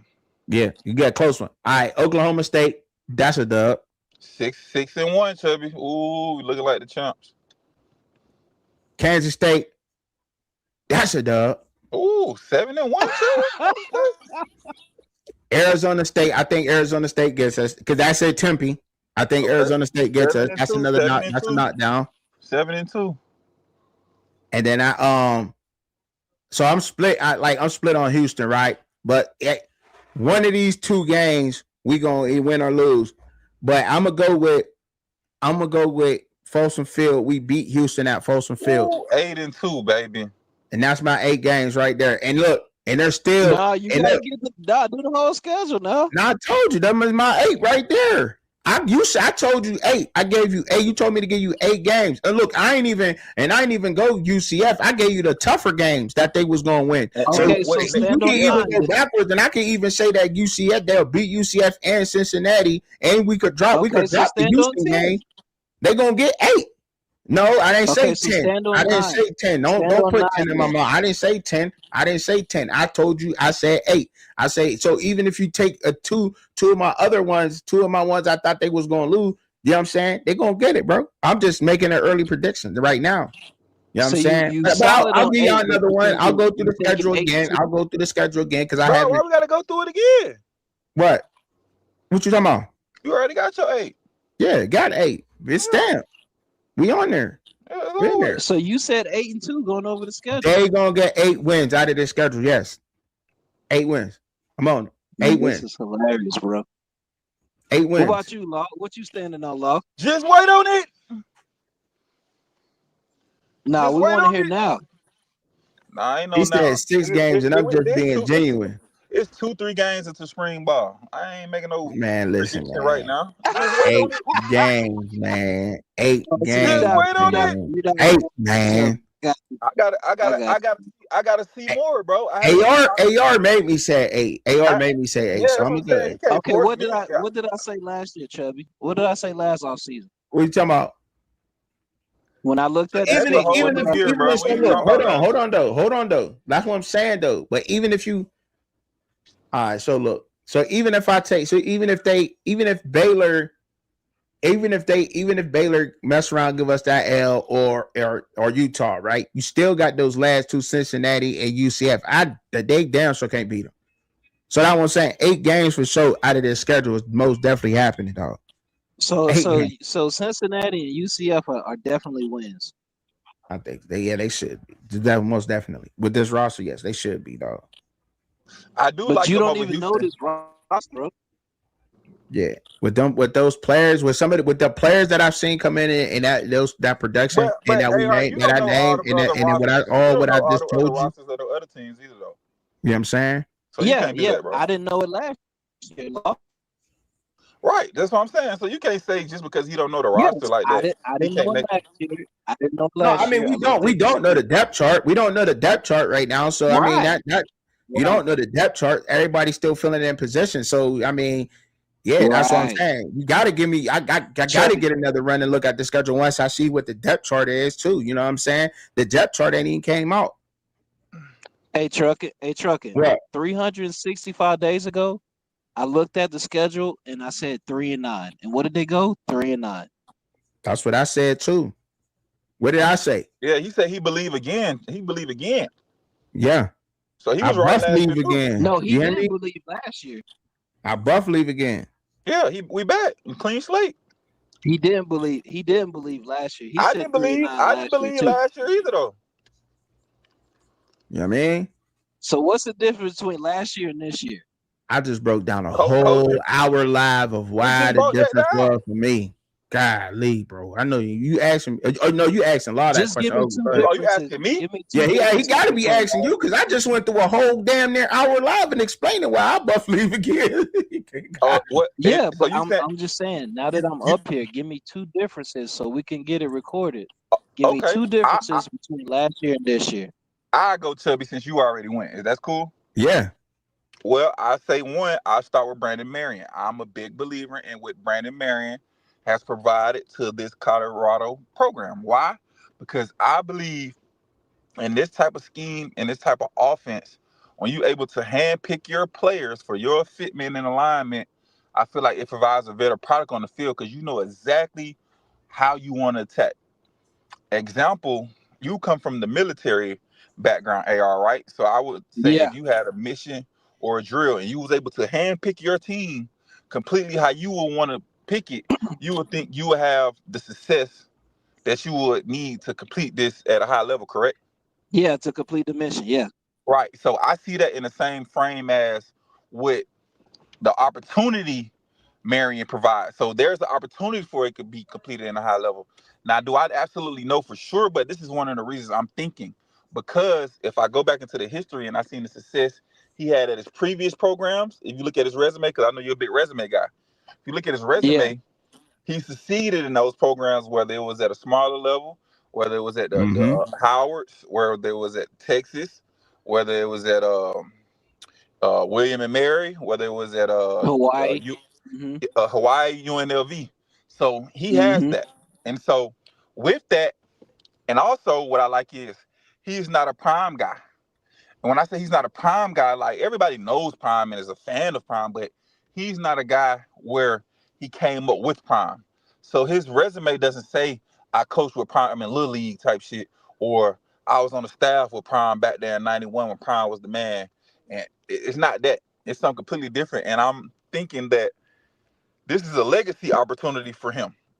Because if he turns it around, if he hits it properly and does as he should, he on his way to be one of the guys. You see what I'm Mm-hmm. saying? And I feel like that goes for the same with Okay. the Robert Marv. I mean, is it Robert Marv or is it Chris Chris? Marv. Yeah, Chris Marv. Chris Yeah. Marv. So with Chris Marv, I think it kind of played out where, hey, the luck of the draw. White boy got out of there. I already thought it was a succession plan in place too at the end of the day because when you went and hired him, but I really liked that move because it moved Coach Hart out the way and put him in the back seat where I feel like he could just be a team or a morale guy, more like a coach mascot, opposed to actually being like a coach. Because I think Coach Hart is a pick me up guy more than he is an X's and O's guy. So when they did that, and then he got the opportunity to be a DC, this is his second opportunity and I think God put him in position here again. Right here, Don't throw God in this. Come on now. it just fell in his lap. Now I'm just saying how he would look at it because you said he failed at his last opportunity. So when you fail at one opportunity, Well, of no, course you want the I'm not second. saying he failed. I'm I'm not saying he failed well, at his that's what you last were saying in opportunity. the He just got comments. blamed. Yeah, No, he I'm just got saying. blamed. He got blamed for them going 6-6. He Well, shouldn't have. that's what I'm going by what you were saying in the comments. Yeah, I didn't say he failed in the comments. Well, I mean, how you leveraged it and said he had been to several different schools. It seemed like. So, are you a fan of the Yeah, hire or are you not a fan? in 7 years, he's been at 3 different schools. Well, that's coaching though. Yeah, yeah. And what I Okay, said to so Truckin was they went 6-6 last year. I mean, not yet last year, but the year before, and they blamed him for it. That's why they fired him as a DC. They blamed him for going 6-6. right. Okay. Okay. Right. Well, with that being said, blame or not, what I'm saying is when you move schools like that and you continuously get opportunities, that is a plus for your resume as far as a coach. You see what I'm saying? It's not necessarily a bad thing to me. Now, if you saying it how I'm saying it, then it's good. But I'm just saying for him, for this opportunity to fall in his lap, it don't happen like that. You see what I'm But saying? Hold on, I don't want to cut you off because the crazy thing is like if you go back and you look at the stats and what they were actually doing within that 2024. I mean, you seen how they was playing in 2024. Like he got blamed. I don't know why he got blamed for that because they had a very high I want to say very high, but what would you say 70% stop rate is? I mean, you 21st in the They had the FBS, #1 red zone defense in the nation in Okay, right? 2024. so So all okay, right, so there okay, you go. so you understand my point then. I rest my case. That's two for you. Yeah, that's two. That's two. Okay, cool. All I right. just don't like that. I don't like that Virginia Tech made him the fall guy for them going 6-6. I guess they had a 21-3 lead against Syracuse and they ended up losing, Mm-hmm. and they blamed him for it. So I don't like the fact they made him the fall guy. So I'm rooting for him. The only thing is he just got hired like what, a week ago. Yeah, but it's spring ball. I mean, in Yeah, spring he just you got you hired a week installing ago. you installing anyway in spring though. So they didn't lose no Yeah, time yeah, on that. Mm-hmm. yeah. He just got hired a week ago. He didn't go into the portal and find a guy that could fit his Yeah, defense. he did. He's just working with he's just working with people. No, no, no, no, He no, no. That's not the case. That's not the case. What was the case? he What just happened? got hired. No, them linebackers. Did you see the linebackers they acquired? The linebacker might be So you one of the saying, strongest groups on the defense. oh no, no, Mm. no, no, no. That Texas linebacker, he not there, bro. He Okay. finna develop these dudes. What? I mean, he He not finna like. develop Hold on, these hold on, hold dudes. on. He not Georgia, but he's a guy for sure. Yeah, yeah. I mean, he made plays. He had some interceptions. Some he Right. he So caused some turnovers, but it's a reason why he's not playing for Texas, right? Can you agree with that? yeah, but they could go for anybody that's into the transfer portal. Point. So you saying Marv had something to do with all these guys that are on his defense? Because he wasn't a defensive coordinator. He was a linebackers coach first when he got hired by Colorado, Well, right? if you understand, I mean, I'm saying, he didn't get to hand pick all of them, but I'm pretty sure Right. coming from previous programs and being a coach throughout college football and being at various programs, it's some guys. He said, I like him, him, him. Let's talk to him, coach. I like him, coach. Let's bring him in. I'm sure he had his hand in it for sure. Yeah. Okay. I mean, you can't handpick your whole defense. That's just like you. You can't hand pick your whole, team and unit. But I'm sure if it's Yeah. you able to nigga a guy too, you like shit, I got what I need. All I need about one or two, three of these niggas I need. And then, like I said, since I'm back watching Well Off, he also what you don't might know, what you might know and might not know is he got two of his guys from Virginia Tech that just recently came on his staff. Yeah. Yeah. I seen that yesterday. Yeah. So you see he putting his game down, right? Yeah. He ain't Yeah. go out and like Robert Livingston and not get to bring his guys. He brought his guys. You see what I'm saying? So you'll Mm-hmm. be Right. damned to tell me he ain't get to look at none of them players. Okay. So do you think Colorado will have a top 50 defense? I don't know. What about you, Truckin? I don't. Yeah, that's it. That right there to say Colorado having a top 50 defense. That's. I don't know that yet. But what I will say is, you know what I'm saying, because there's no depth chart made yet. You know what I'm saying? There ain't no depth chart, dog. Okay. Like I mean, that's a loaded question. You know what I'm saying? That's Okay. What crazy. about offense? But Do you think they'll have a top 50 offense? They should. yeah, they should have that. They definitely should have a good. They definitely should have a top 50 offense. That's what he was hired for. Period. You know what I'm saying? I mean, Yeah. You even gotta with be him top and the 50 players, at that's least. fair. But Okay, so they'll have a top 50 offense. You're not sure on the top 50 defense, but you think they're No, gonna win nobody. eight Hold games. on. You can't pigeonhole us and just stamp. Why we gotta have definite right now? I'm trying to figure out why you forcing like why we gotta stand on I'm right now. I'm It's only just trying to get the. I'm just writing do down you the think facts, Colorado bro. will have the top 50 defense? No, Why? they have no cohesion. Everything's new. True. These guys just put pads on for the first. Everybody's new. You got They 55 put new pads on for the players. first time. What? No, they ain't. No, But listen. what you about to say? That you got 55 new players who just start playing together a That's week a ago. fact. That's a fact. So You see what I'm why you saying? asking us the question the other way then? If you know that, No, I'm how you just gonna trying to ask us if get they? you to stand. You see what I'm saying? If you think they're gonna have a top 50 offense, but you don't know they're gonna have a top 50 defense, how can you stand on 8 wins? Well, I don't know. That's for you But to you answer. sitting there saying, but that's what I'm saying. Like I'm answering the question just to answer the, you know what I mean, just for the sake of conversation. Yeah, But you're right though. But there's 55 new players, so it's like you can't really answer those questions. Everybody just got together. There's no depth chart. You know what I mean? You yeah. already went off and stamped the 8. You should. You know what I mean? But damn, there's 55 new guys there. You got to build cohesion. You got to that all that's gonna come though. And the reason why I believe all that's going to come is I gave you a whole, once again, you rewind the live and go back and look at it, because there's coaches there that are known to develop. They got his staff, he got his guys in there. They're known to develop these guys. We looked at the background of it. We ain't just look at, you know what I mean, Virginia Tech. We went back in the live to actual, I think, what did I go back to? Damn, I even went all the way back to him being a linebacker at Vanderbilt. I started there. You know what I mean? And then I Yeah, worked the he was way a all the way up till second. now. Yeah, he was a second team SEC linebacker Yeah, at Vanderbilt. right. You know what I'm saying? So that's what I'm saying. Like, and that was just to kind of just get the feel off of what Second he's team going all to do and what conference. he's going to provide. So that linebacker core, you know, if he's a linebacker, that linebacker core got going to be straight, and he developed them.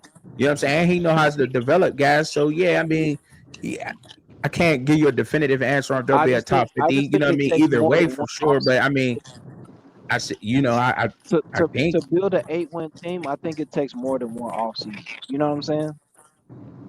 I don't know. no, man. With that transfer portal being the way it is, man, I don't know, bro. I don't know. That portal different. That More than portal Because one different. I That portal mean, be offseason. working shit. wonders, man. What's the name? Built the national champion in about 2 years. Oh, you talking about Indiana? Yeah. So it's Well, yeah, possible, they were a power, but you got to remember though, they were a powerhouse at JMU though. but you don't know how them players Signetti, gonna translate. Because yeah, Signetti was winning double digits it wasn't all at it, JMU. it God. wasn't all JMU players though. But he didn't just bring in, like, they just didn't bring, like, look, I get it. They brought in a lot of guys that was from FCS level. Same JMU, And they yeah. brought same a lot time of then. guys in. They brought a lot of guys in that, you know what I'm saying, or from the G5. They G5 and FCS, but they brought in football players. We here talk about football, right? And these guys had production at their level.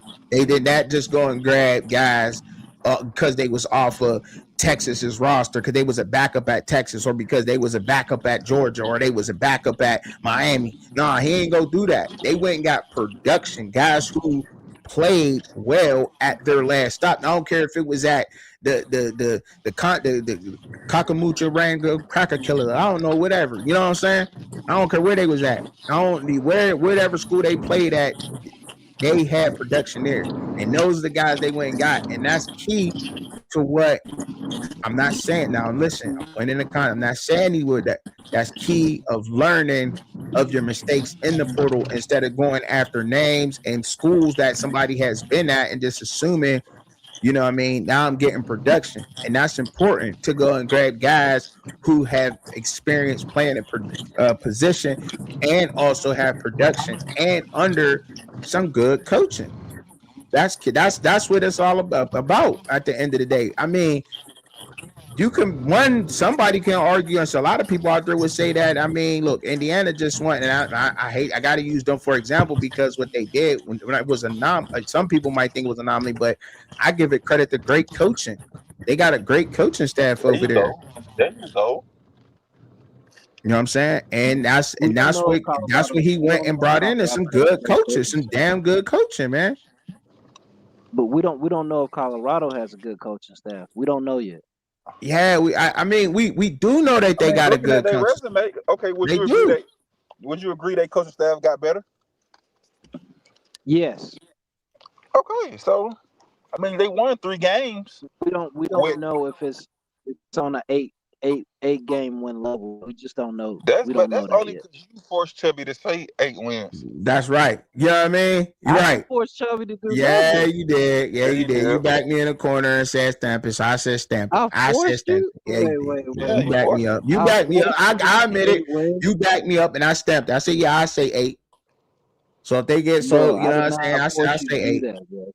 That's okay. It's cool. That's That's fine. okay. That's I fine. did They not like force you to say we 8 can wins. go back. I mean, when it's out there, it's okay. You didn't tell me like say 8 games, Truckin. Say 8 games. No, you Nah, was he like, definitely did say it. Tell you, yeah, he did. He said he forced you to say that shit.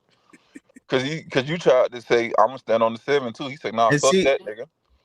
and that's the question. No, See, I and didn't now say the that, question. Boss. See, hold Slow up. See, down. that's a He great did say question, that. Amanda. He said, Hold on. nah, That's nigga. a great question. He What said, she nah, asked. nigga, ain't no 7, nigga, 8, nigga. Right. And I said if they win 7, what I say? If they win 7, I don't want to hear that I was Yeah. 1 game off. Right? It got to be 8. It got to be 8. You Nah, it said gotta 8. be 8, nigga. He said that, didn't he? He He said said that. that. He said that. He Now, forced him. now, like when you go to so this is a great question. What Amanda said is Dion going to allow the coaches to do their jobs? See, that's a great. And I'm That's gonna That's an answer. that's X without. factor. That's a huge X factor. I'm gonna answer that question. I feel like yes, and here's why I feel like he's going to do that this year, Amanda. Right? Because he got one foot out the door already. This new regime Wait, of wait, wait, athletic wait, wait. directors. Listen, hold on, man. I'm trying to answer the question, man. I'm trying to answer the question. And what I mean by him having that one foot out right now, like he, not himself personally, but that athletic director that's up there right now, and they like, look, you gotta turn this around. You gotta turn this around. We cannot have look the school. From what I'm hearing, I look the rumblings, rumor. I don't know about all that, but you know, if the bread is there or not, you gotta win. So you gotta bring in guys who know how to win. And if they don't, I think if he's not successful, I don't think he's jacking it this year, the new AD. So that's why, and the long and short, just to make it short and sweet, the new AD is not jacking it. So I do think that he's gonna let these guys do his job because obviously his way haven't worked. So yes, I do. Is he gonna let them call timeouts? Is he gonna let him what? Call timeouts. Mm-hmm. Yep. He better let him call timeouts. He better. I mean, well, if he let them coach, then he can watch the game and know when it's time for a timeout. You know what I'm saying? You feel Because me? that's been So, his rule from These is day better one. coaches. He's allowed to call timeouts. Yeah, he no longer in charge of that. there's a lot going on. That athletic Oh, okay. department, I think they done lost some money or something. You know what I mean? They the school some money and all that. They like, look, it's time to ball. It's time to get it. I gotta let these guys come in here, get some guys in here that know what they doing. So he's I'm gonna gonna let his move over a coordinator little bit. call timeouts. Gotta be. No, it's not that it's not that he gonna let them call timeout. It's gonna be more of a collaborative effort on both sides of the ball.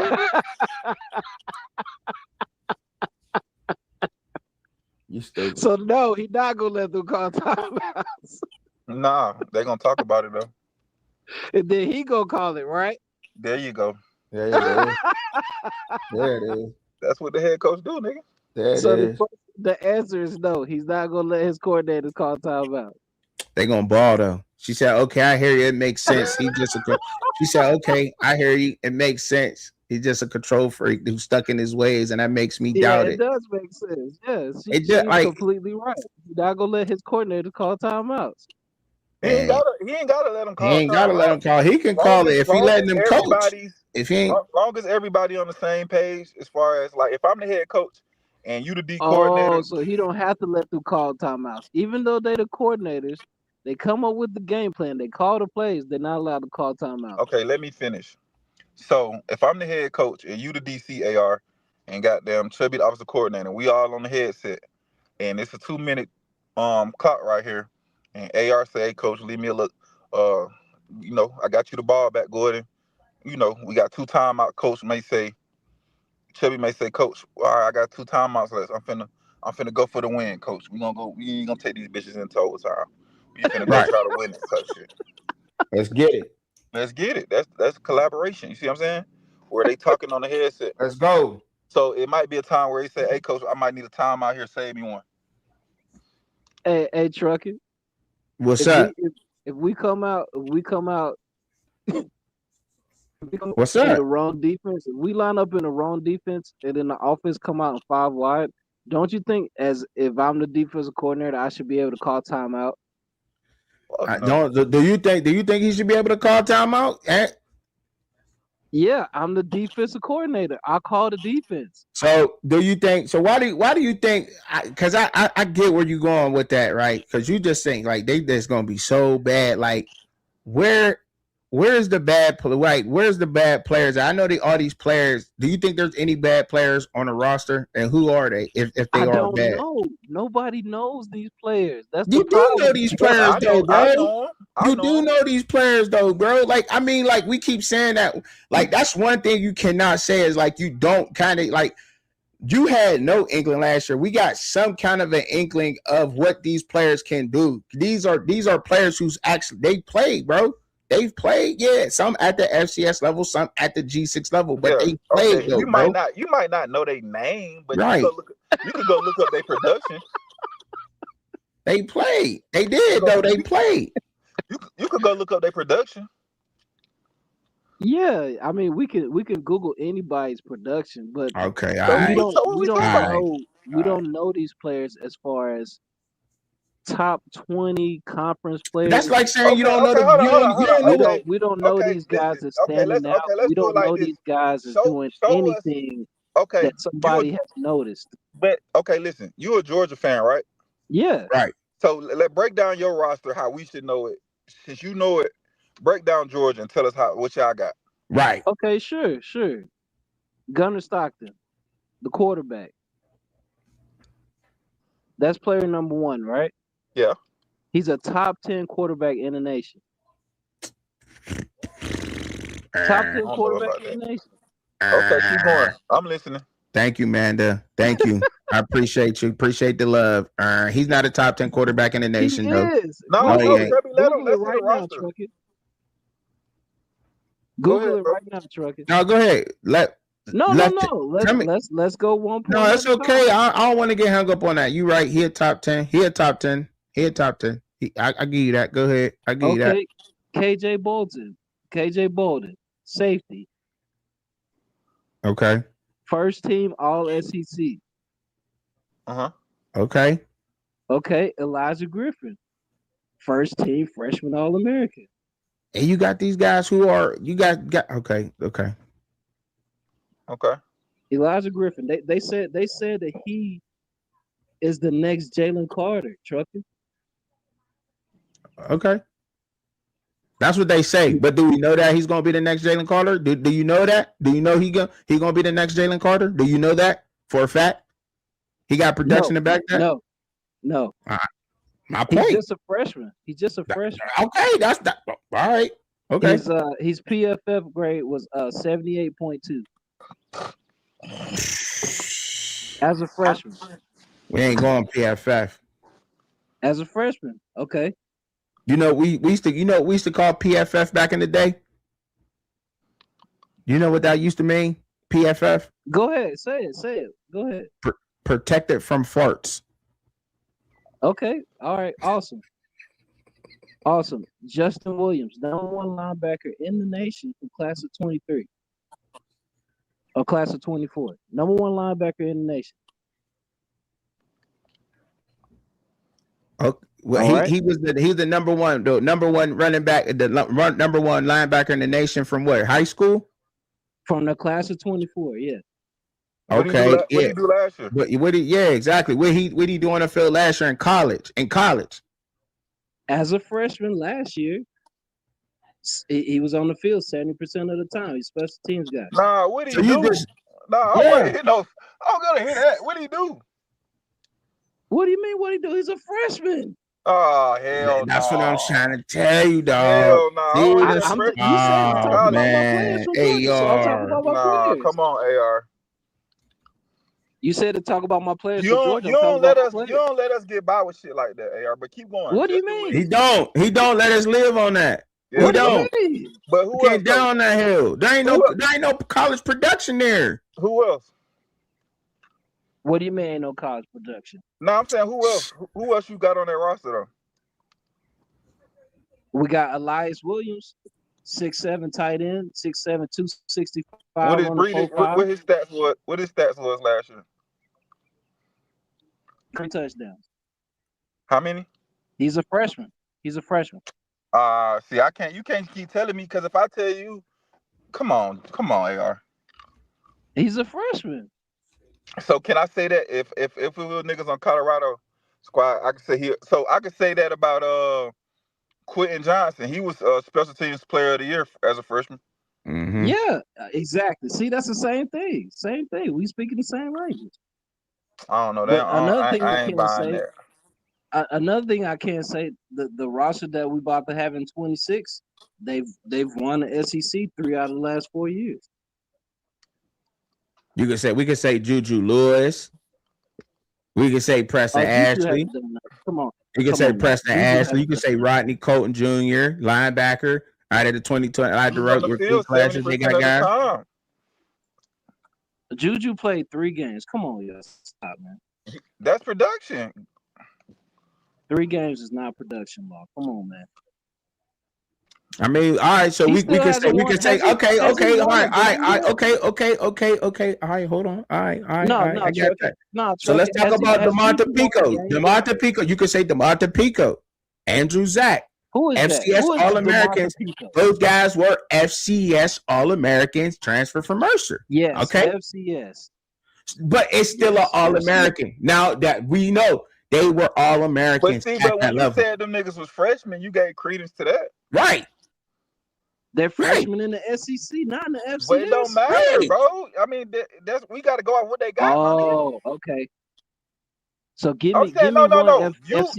Listen. You said Justin Williams. So hold up. So you mean hold on, Chubby. Because AR, you said Justin Williams was the number 1 linebacker out of high school, and he played. Come on, my nigga. Then you come back and say he was a freshman last year, type shit. That's what you said about him. He was. So when we tell you a nigga was an FCS All-American at his level, that don't count for nothing. Yeah, because it's FCS. It's not SEC. It's not high school. What? So then the draft don't matter then, because it's not high school. They will only take niggas from the SEC if that matter, bro. So are you trying to tell me that that high school over that you being a 5-star in high school is better than being an All-American in the FCS? That's what you're telling me?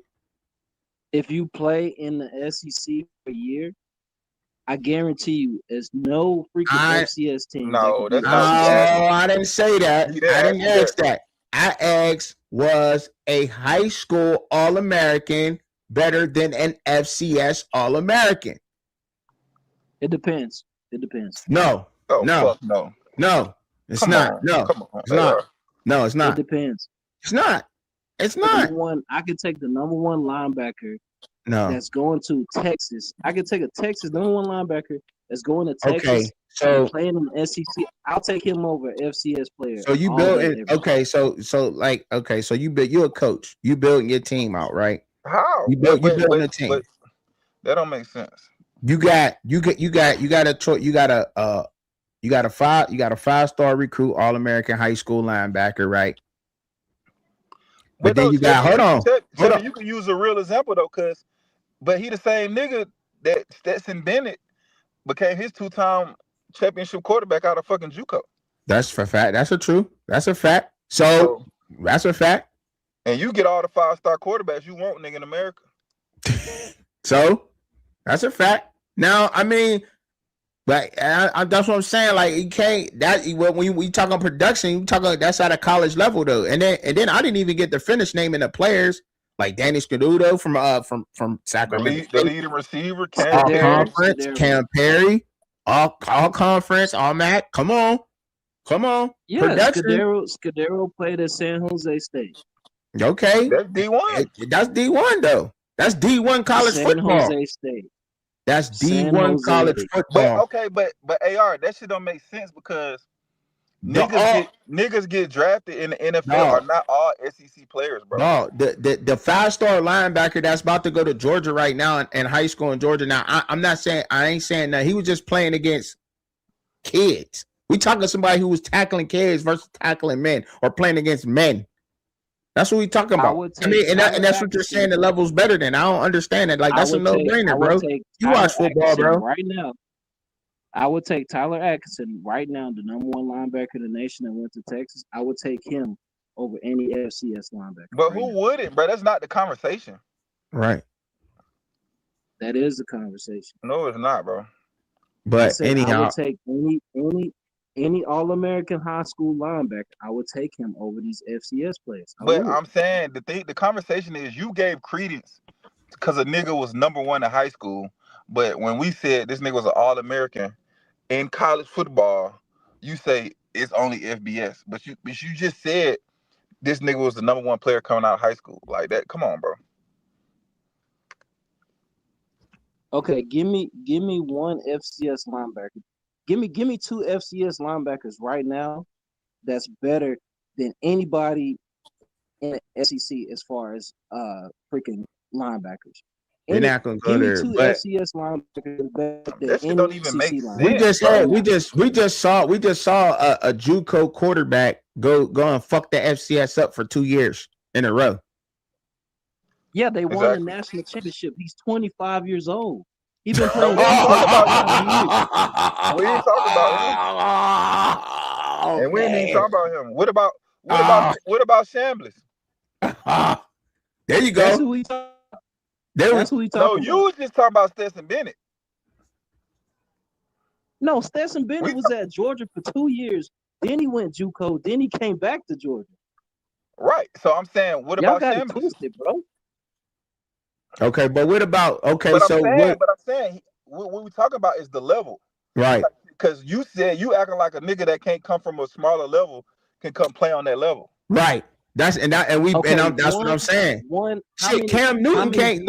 Cam Newton, he did go to Florida State first. He did go to Florida first, but he went back down to JUCO, went back to the SEC and fucked the SEC up. But that's And old. Stetson was a walk-on. He didn't fuck the SEC up. Who said he fucked the SEC up? Who didn't fuck the SEC up? Who didn't? Chambliss did it. We beat y'all.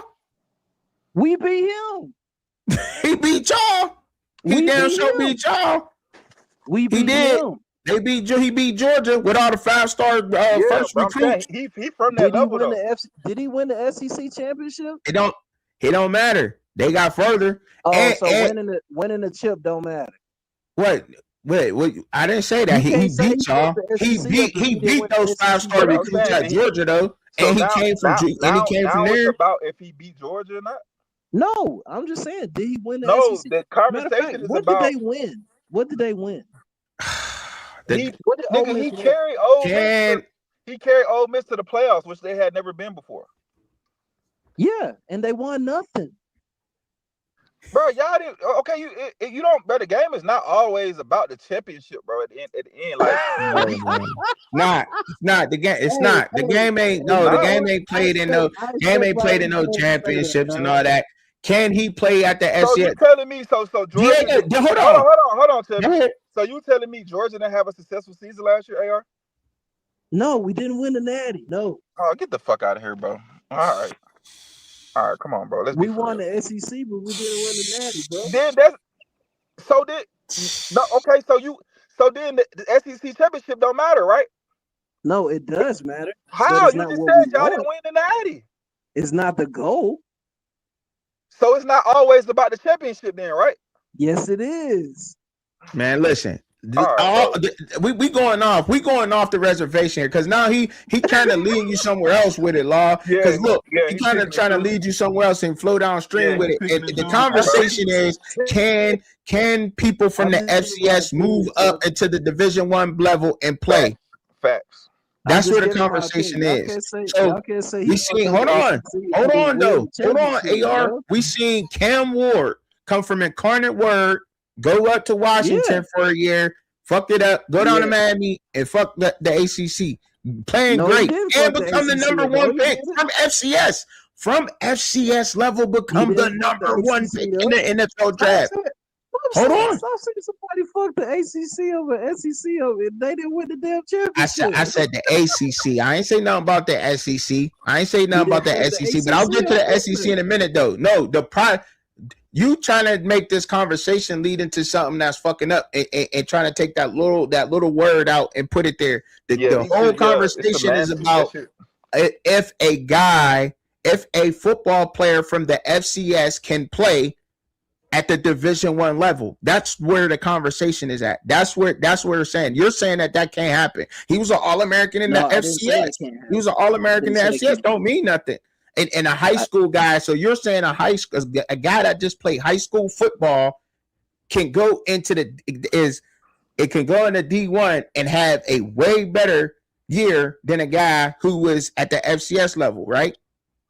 But was an All-American at the FCS level. Not just an average FCS player, an All-American at that level. I said, in my opinion, I would take a high schooler that's a 5-star that can start in the SEC. I would take him over FCS player. He could start anywhere. He could go to the FCS level and start. Yeah, he's a high school player. He has no college. He has not played a college down yet. Yeah.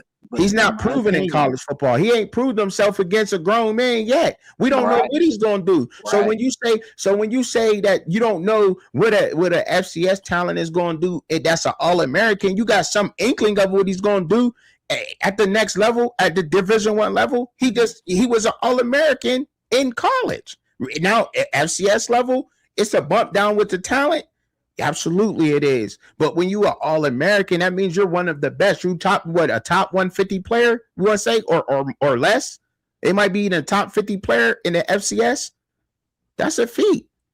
That's a good feat to have. And you're proven against stronger, bigger guys. Yes. You're playing against all grown men. I don't care if these grown men are supposed to be 5 stars last year or 5 stars a year before. No, but these are grown men that you're proving yourself against.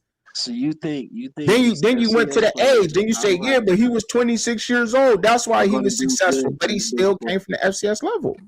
So you think these FCS players in Colorado guy, you think they're gonna do good in the Big 12? Now, do we think they're gonna do good in the Big 12? Yeah, I think they should have a good year. If you are All-American, you should not fall off. You are All-American. You should not fall that far off the reservation. That's insane to fall that far off the reservation to go there. Something's clearly wrong if that happens. You know what I'm saying? Something's clearly going on. But like I said, there's a lot of guys who prove themselves All-American. And they weren't 5 stars coming out. You know what I'm saying? But we seen Diego, the SEC, Diego Piava. He come from what, the FCS or something? He went to Vanderbilt. Huh? New Mexico State. Right. Was Caden All-American? Right. He went there and he balled out. Yeah. He balled out. Colorado. What did he do? Who? Caden Salter? That's what we talked about, Caden Salter. Okay, yeah, Caden Salter was an All-American at Liberty University. He also ran in his All-American year. He also ran for over 1,000 yards. Was he a running quarterback in the system last year? Do you think Caden Salter was used correctly in the system in Colorado last year? No. Okay, all right, that's fair. That's fair because I don't think so neither. I don't think that was his offense he should ran. I don't think he was a passer, but I mean the stats was there telling you that he's not even a 60% completion percentage passer. He definitely had that. He did it before. Right. Even with being an All-American, his game. I would say the coaching was bad. Right.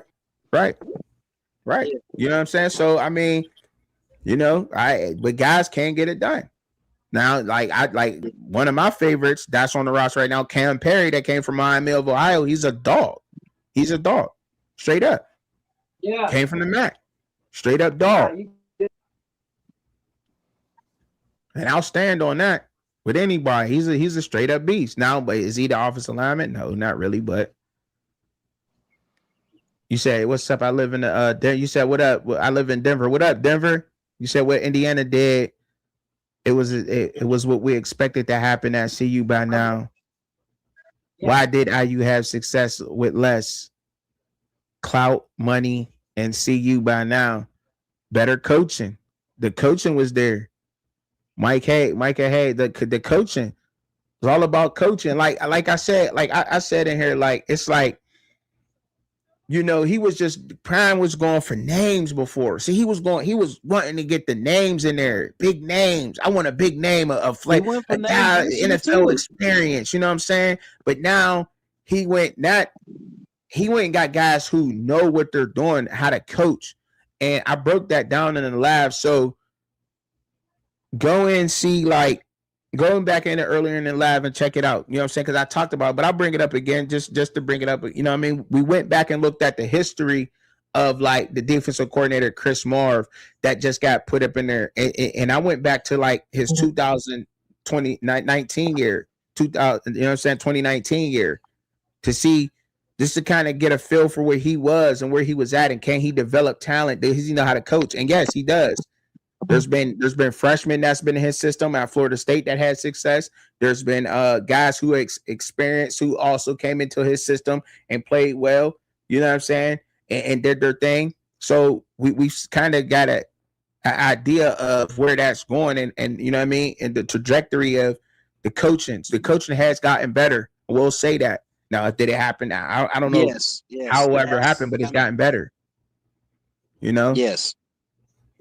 Now that's where I'm at with it, and that's why I think that they had that success. So, and I think he's seen that, and also, not only did, once again, we can even go back and say to answer to add more to AR's question, and when he was saying about FCS guys not being great or at the D1 level, we just seen a team that was full of ex-FCS guys win a national title, because they were dominant at the FCS level, and they won a national title under great head coaching, period.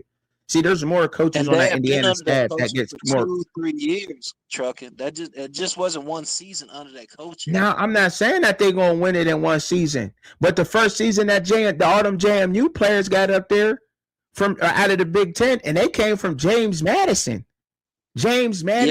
That was 2 years in the making, Truckin. That was 2 years in the making. Now there's always an excuse with it, though, AR. They came from the FCS level, though, bro. I know that's true. That was Cincinnati's second year. It was his second year with those. What did he do in his first year in the Big Ten? Did he not go to the playoffs with them same players? I don't know if they made the playoffs last year. Yeah, Indiana did go to the playoffs in their first season. They got knocked out early, didn't they? Didn't they get knocked out in the first round of the playoffs? I don't remember. Yeah, they had a very successful first season. They had back-to-back good seasons. We can't be comparing what he did. I'm saying to go into what we're talking about. I just bounced back to what you were saying about FCS guys not being able to be successful at the Division I level. That's not true. I didn't say they weren't being successful. Yeah, but I mean, all right, but you know what you was downplaying is the fact that, you know what I'm saying, there's FCS guys who are All-Americans on the Colorado roster, and I'm like, okay, that's cool, but they were All-Americans, so they got college production. That matters, and that matters over high school production. That does, because you can see what can happen. You can see that's the ceiling of what can happen with an FCS All-American team. That's the ceiling, is win the national championship, because they had college experience. FCS All-American team. That's the what you just say? So you said Indiana was the FCS All-American team. That's what you said.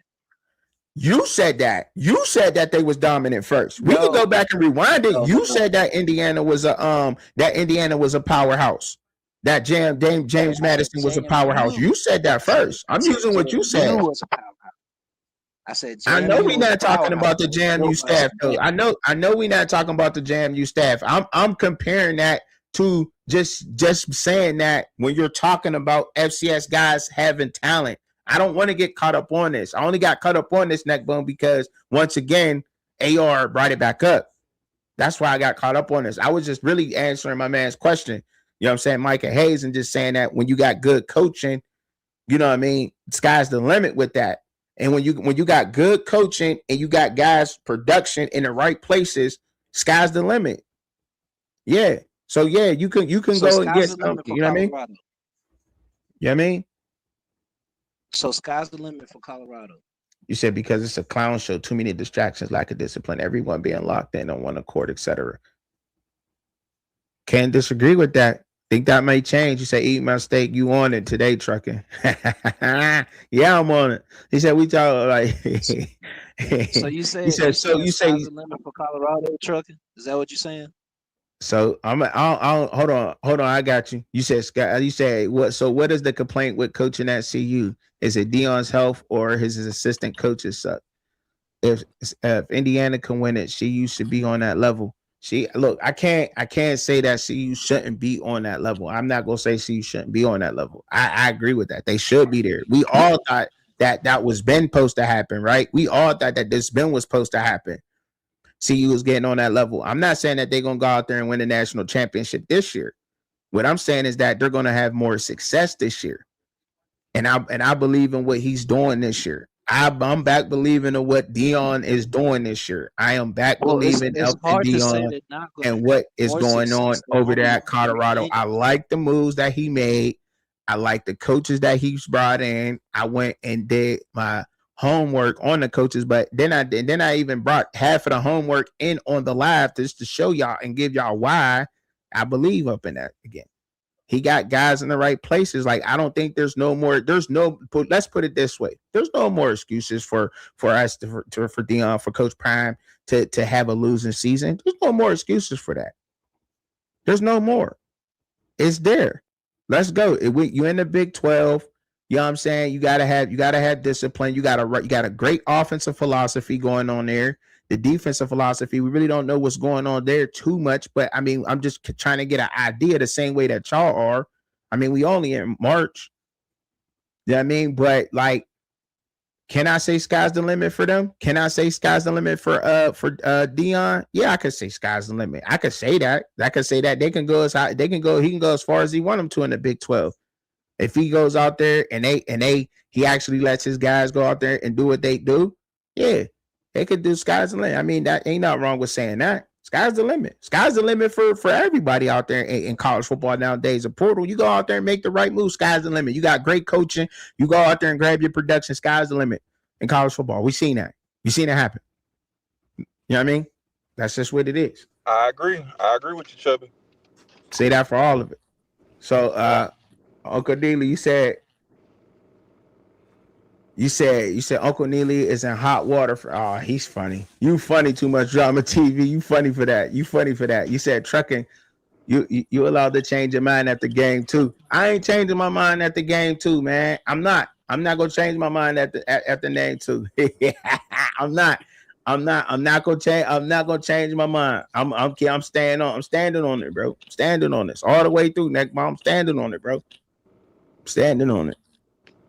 Yeah, Yes, neck sir. bone. I'm standing on it all the way through, bro. I'm rocking with it. Like, I mean, why, bro? Why not, bro? You can't, neck bone. You cannot sit here and tell me that you ain't feeling the moves too, neck bone, because you feeling a lot better than what you were feeling last year, neck bone. You could tell me that, right? You agree with that? I know neck bone could come out and say, yeah. He over there eating that steak, like, yeah, you right, trucker, you right, bro, you right, yeah, The Bucks gonna bring it home this year, Chubby. you right. You hear me, bro? You said they're gonna bring it home this year. Yes, sir, man. Okay, yeah, that's what I'm talking about. Let's go, Buffs. Let's go, Bucks, man. If you ain't Let's. with it, man, get gone, man. That's it. Buff Get Nation, baby. We get Buff with it. Nation, Get man. gone. We back in the building, man. I feel like, I want to say, well done, man. I want to jump out there on the 8 just yet, but I'm not necessarily mad at it. But I think you did. I think you did what was necessary to validate that 8. All You know what I right. mean? As far as how you seen it, and then because I wouldn't be opposed to jumping on the table. You know what I mean? But I can't jump on that 8 just yet because I need to see this. I need to see the dynamic. I I need know, to see. right? It's a couple dynamics I need to see it in which, because the thing about it is, Chubby, I'm the guru, bro. You feel me? And once the guru see, the guru knows, bro. You feel me? Mm-hmm. I'm simply one of the best there is. You feel me? When I you know what I mean, when I get to see what I need to see. You know what I mean? And with it being so early, I'm just wait on it. I'm just waiting on it. You know what I mean? Ooh. But as of right now, I like what I'm seeing. Like I caught a couple of videos. I'm seeing some physicality. I'm not seeing the fake tough guy shit. You feel me? I'm, you know what I mean? It's I feel looking you. it's looking authentic. How about that? Right. I think Right. that's the word. That's the word. Like Looking. I ain't seen a nigga trying to put on for the camera. You know what I mean? Mm-hmm. Acting like he like that. He ain't like that. You know what I mean? And what I like right now ain't no stars. You know what I mean? Not that I'm against. You know, if you that boy or you that guy, that just is what it is. You feel me? Mm-hmm. But I feel like that shit gotta it's you know what I mean, when you it's like it gotta develop. You feel me? Ain't nobody being forced to the front. You see what I'm None. saying? It's it's gonna work itself out. You know what I mean? Yeah, I feel that. Yeah. You know what I It's mean? not, The team gonna choose the captain. It's not the coaches. You know what I mean? And it's just it's looking balanced enough to where I'm be like, I believe them boys and I believe in that locker room. You feel me? I see it, and then that coaching hunger. I see, neck bone. I, I Neck see it in bone that in the boy Marv building. What eyes. up? What up? I Neck, see it what in that. up? Hey, hold on, y'all. I see it in that boy Chris Marv eyes, man. When he get in that huddle, man, That's right. he lead them men. You know what I mean? There, Yeah. all right, yeah, I feel you. You know what I mean? He know it is. That's why he went out there and grabbed them. He went out there, had his eye on some of them young linebackers, grabbed them linebackers, said, "All right, we gonna get them right. I know how to play this position." You know what I mean? He wasn't no scrub in the SEC. He Oh got yeah, some game to and he a give. and he a former player. Yeah, That's like of this yeah, year's of this year's, you know what I mean? Like not even, you know what I mean? I don't even know how far he out, but he not too far out, you that's know, right. from getting he still got the ability. His muscle memory still there. Trucking. What up? Bro, you already done let Law Dog back you into the corner with this CU stuff, bro. How you say Nah, my name? man. See, look, Hold on. How listen. Law Dog how Law Dog backed up in the corner? Law Dog, you know what you doing, talking about. Yeah. Come on, man. Nigga, How You I know ain't back Trucking in the didn't want to corner, do I'm that. man. nigga, Man, I'm the first nigga. I will I'm the defend first nigga to Colorado stand on this against shit. anybody right now, anywhere. I will defend But he Colorado to the boxed, teeth. bro. Trucking, you let this man box you up under the goal, man. Come No, on, man. Crap, Trucking. No, I was man. standing on this Colorado shit, nigga, since nigga No, since man. 2 3 weeks ago, nigga. But I know what Law Dog stand. I was just saying, Trucking, that's kind of, I didn't expect that from you, bro. You came out swinging at the beginning of the live talking about something. See you going to 8 games. Like, bro, what? He backed me in the corner to say 8. He act like I was scared to say 8, like I ain't buff leave again. You know what I'm saying? You know, personally, I'm thinking like 7, but he backed me in the 8, like I was scared to say 8. Like I ain't no punk. I'm gonna say 8. You know what I'm saying? My thing He ain't is, about to, bro, do he you ain't not about to know try how me like I'm gonna hard say 8. do you not know how hard 8 games is, bro? Man, I know how hard 6 games is in college football, man. You know what I'm saying? But Bro, I I'm buff. sitting there watching good coaches, Willie Simmons, Jeff Traylor, bro. They fighting for 6 and 7, bro. It's And hard. they It's got hard. hell of a coaching knowledge over prime, bro. Man, At when you coach, UTSA and UCF, bro. And y'all saying, oh my, when you coach prime, yo, dog, bro. when you got with that cachet, and when you getting these guys that you getting in there to coaching, and you in the Big 12 flip flops almost every year. We are looking at right now in the But Big not 12. why not just wait Yeah, though, Chuck? Chubby. And like, I hear you, why boy. not just wait and make a see what the season go See, like? I told I you, think I that's kept what it we do real. as fans. We Look, get so it don't caught get. up. We Mhm. get so caught up in the like well off and who they bring in because it's a Yeah, lot of people that don't do that. But if you just generally like just watch Colorado week yeah. 1 to 2 to 3, that's usually late season really when they get cold. That's when they just fall through, bro. Mhm. Like I don't see no adjustments, nothing, bro. So it's like to make that statement, bro. Yeah. To make that statement without a Shador and Travis Hunter, bro, that's kind of trucking. I ain't gonna lie, bro. Like, look, so I kept it real, right? I kept it all the way real, and I said what I said, right? I kept it all the way real. Like, you can't get no more authentic than what I said, right? He tried to back me down in the corner like I was scared to say 8 games or something. I ain't scared. I believe in what they doing, right? So I'm gonna keep it real with him, that boy. I'm not no punk, that boy. So I'm gonna say 8. I said I was thinking, right? You go back and you listen to what Truckin said. You go back and rewind this live. You're gonna say, I'm thinking. Now you're gonna hear that, right? Just to put it in the context. But when you talk about when you come at me like that, and y'all, you know how I feel passionate about things, and I feel passionate about it, neck ball, I'm gonna go on it. And you gonna try to tell me that I'm scared to go 8, man. I'll say 8. Ain't nothing wrong with getting it wrong. Everybody get it wrong every year. Every year people get it wrong. Professionals that got whole staffs, they get it wrong. Did you not see the guys that they predicted Penn State to be the #1 team in the country last season? What happened to Penn State?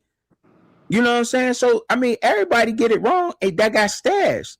So I mean, hey, ain't nothing wrong with it. But I ain't scared to say, hey, Yeah. Well, I will, bro. But granted, though, bro, what they should be around this time, bro, they should be an 8-win team. Like he should be able to produce, like what he done with Shador and Travis. Like just going off of that alone, he should have enough guys to get 8 wins. Because you asked the same question to Lane Kiffin going down to LSU, starting over, revamping. He basically doing the same thing the Prime did, right? But if you saying that every single game is finna be a gimme, bro, you crazy.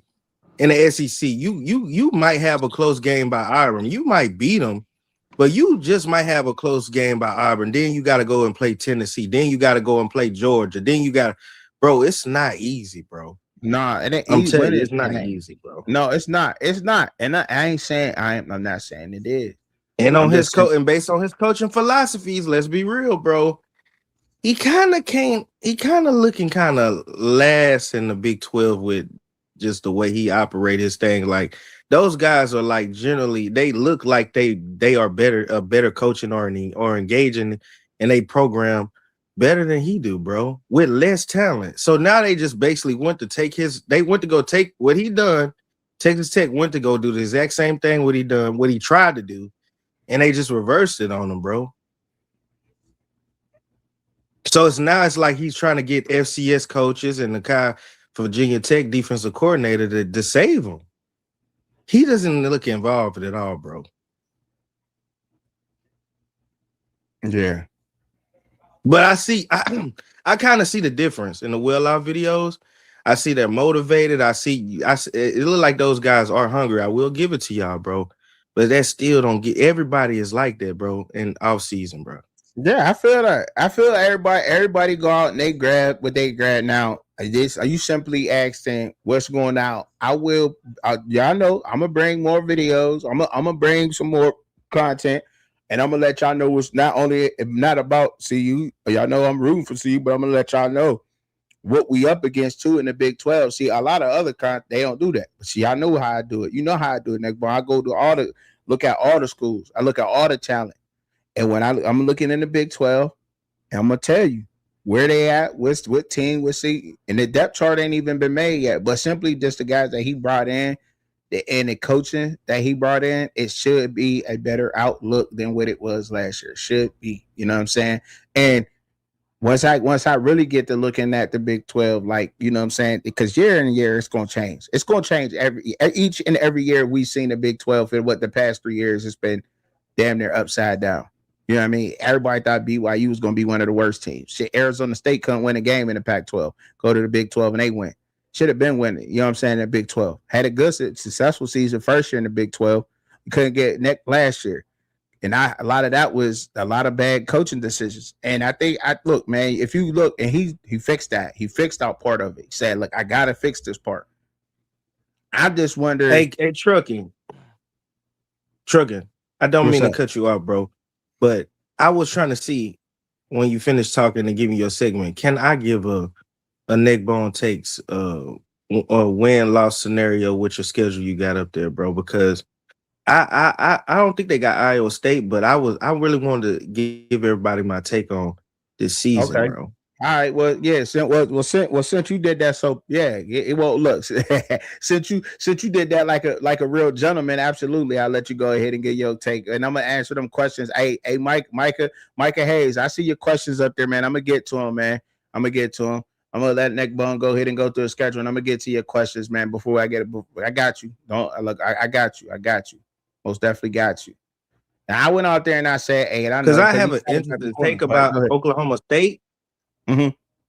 I have an interesting take about Oklahoma State that probably people won't agree with, but I'm just looking at that team like, dog, bro.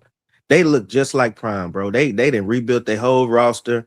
Prime should really have it. You know how I go, like when the Big 12, we was watching these games last season in the Discord. Shout out to Raw, bro. And we was just like, it was just so amazing how they were almost like in every game, almost, right? So they just didn't get Mm-hmm. flat out coached, right? But just I feel like the efficiencies, like getting to the ball, running to the ball, tackling, you know what I'm saying? The simple Leaving wide open fundamentals of the receivers, game, you right? know, just the simple shit, bro. Yeah. Huh? The simple fundamentals of the And it's game, like, right? bro, they could have, bro, they could have won almost, bro, every game in the Big 12, bro. For one first quarter, second quarter, that's not how games are won, but they were in it, bro. So it's like, I don't know. Like, you might be like some of these games they could win if that offensive coordinator and defensive coordinator can, you know what I'm saying, come together and rally these guys, they could win some of these games, bro. That people got them outright losing. But I just with Prime, I don't see it, bro. I just feel like I don't feel like he engaged just good enough yet. It's a question: is he gonna let them do what they got to do? You know what I'm saying, and get out their way? And see that is Cause he don't know, bro. He don't know, bro. that's look. He had to have learned that by now to let these guys come in and run their philosophy with their guys. He's giving them their guys. He's you know what I'm saying, getting them comfortable with their philosophy and letting them operate with their philosophies. Right. We see that going on so far. Basically, So far, we what he needs to do is be a Mario Cristobal. Keep that play collar and tucked in your pouch. You know what I'm saying? Encourage your guys, scream, help them get to the ball, get to the ball. Hey, we ain't going for two, we going for one. Kick the field goal, and keep it simple, bro. Let them give that offensive coordinator the timeout ability to call timeouts. He need to take that out. He need to take that out and just let somebody else do it so he can learn. And then it's like, okay, well, Prime, we in the race now. You know what I'm saying? You got the offensive coordinator, you got defensive coordinator, you out the way. You're a motivated coach. You do your thing. It ain't nothing wrong with being a motivated coach, bro, and not calling no it's like plays or being in no situation, bro. it's like cooking, man. It's like cooking. When you first go in the kitchen, dog, and you first know how to cook, bro, you might burn some shit, bro. You might burn it, bro. First time you go in the kitchen, dog, you gonna mess up something, bro. You know what I mean? You don't know how to bake. Got ingredients. There's ingredients to it, right? To bake it, cook it. There's ingredients. You gonna mess up something, right? But the second time you go back and you make that same dish, it get better and better every single time you go back and make that dish. That same thing you cooked the first time that you burnt or you messed up, every time you go to cook that same thing, it get better and better. Like, oh, I put too much salt in it this time. Let me back up on the salt this time. Let me add this to it. Okay, now I ain't gonna put this in it, but I'm gonna put that in it. That's how coaching is. See, and he gotta be a smart. I gotta believe to know that Coach Prime is a smart enough guy to know when I go back in this kitchen this time and I cook, I'm gonna add these ingredients and I'm gonna leave these ones out. Because he's building his philosophy. Gotta learn it. And it takes time to do that. And that's what I've been trying to tell people. But then now in this year four, and I like the moves that he brought in, he cooking this time and he got the right ingredients. That's all I'm saying. But you could go ahead and give me your schedule breakdown real quick. Without Nick All right, I Bone. got you. I gotta try to make it quick. I'll try to make it quick, bro. Yeah, go Georgia ahead. Tech. Uh-huh. I feel like Georgia Tech is a close loss. Okay. All right. Weber State. Weber State win. Northwestern, Chip Kelly, and Dion. He had coached against them at UCLA. I feel like he did a tremendous job. I feel like Northwestern they gonna get that one. Okay. So we're looking at what, 1 win right now. Baylor, I'm thinking DJ Lagway. What they got over there. That's one of them games, bro, where it's like, okay, well, Prime, they starting over too. What you gonna do? But I'm just gonna have to come out. I'm going Baylor, bro. If the white running back coming back for Baylor, plus DJ Lagway and just that Texas pipeline running all through Baylor, I'm taking Baylor right there. Okay. Okay. Texas Tech.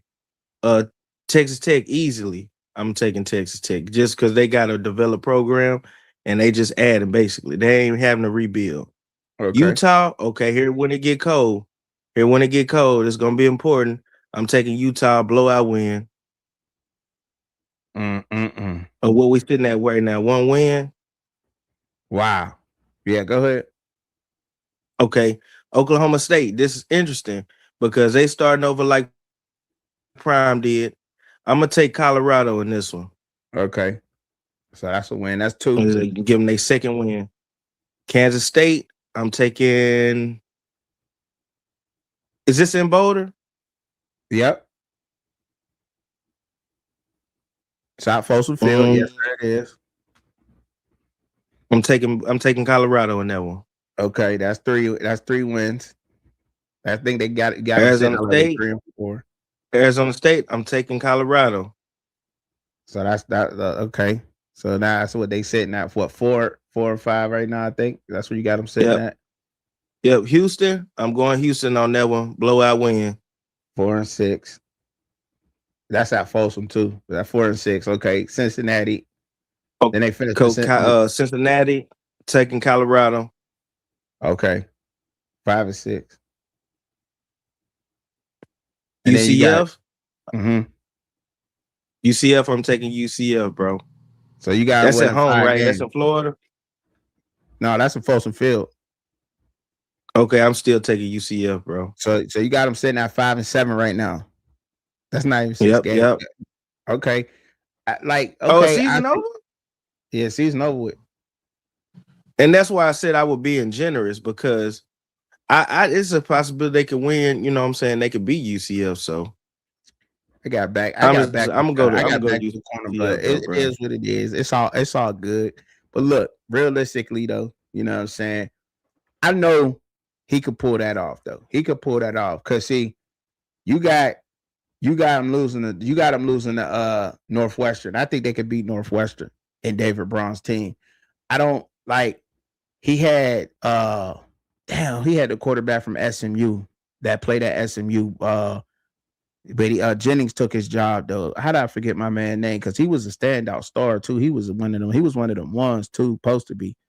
That played at Northwestern last year, but he was at SMU previously.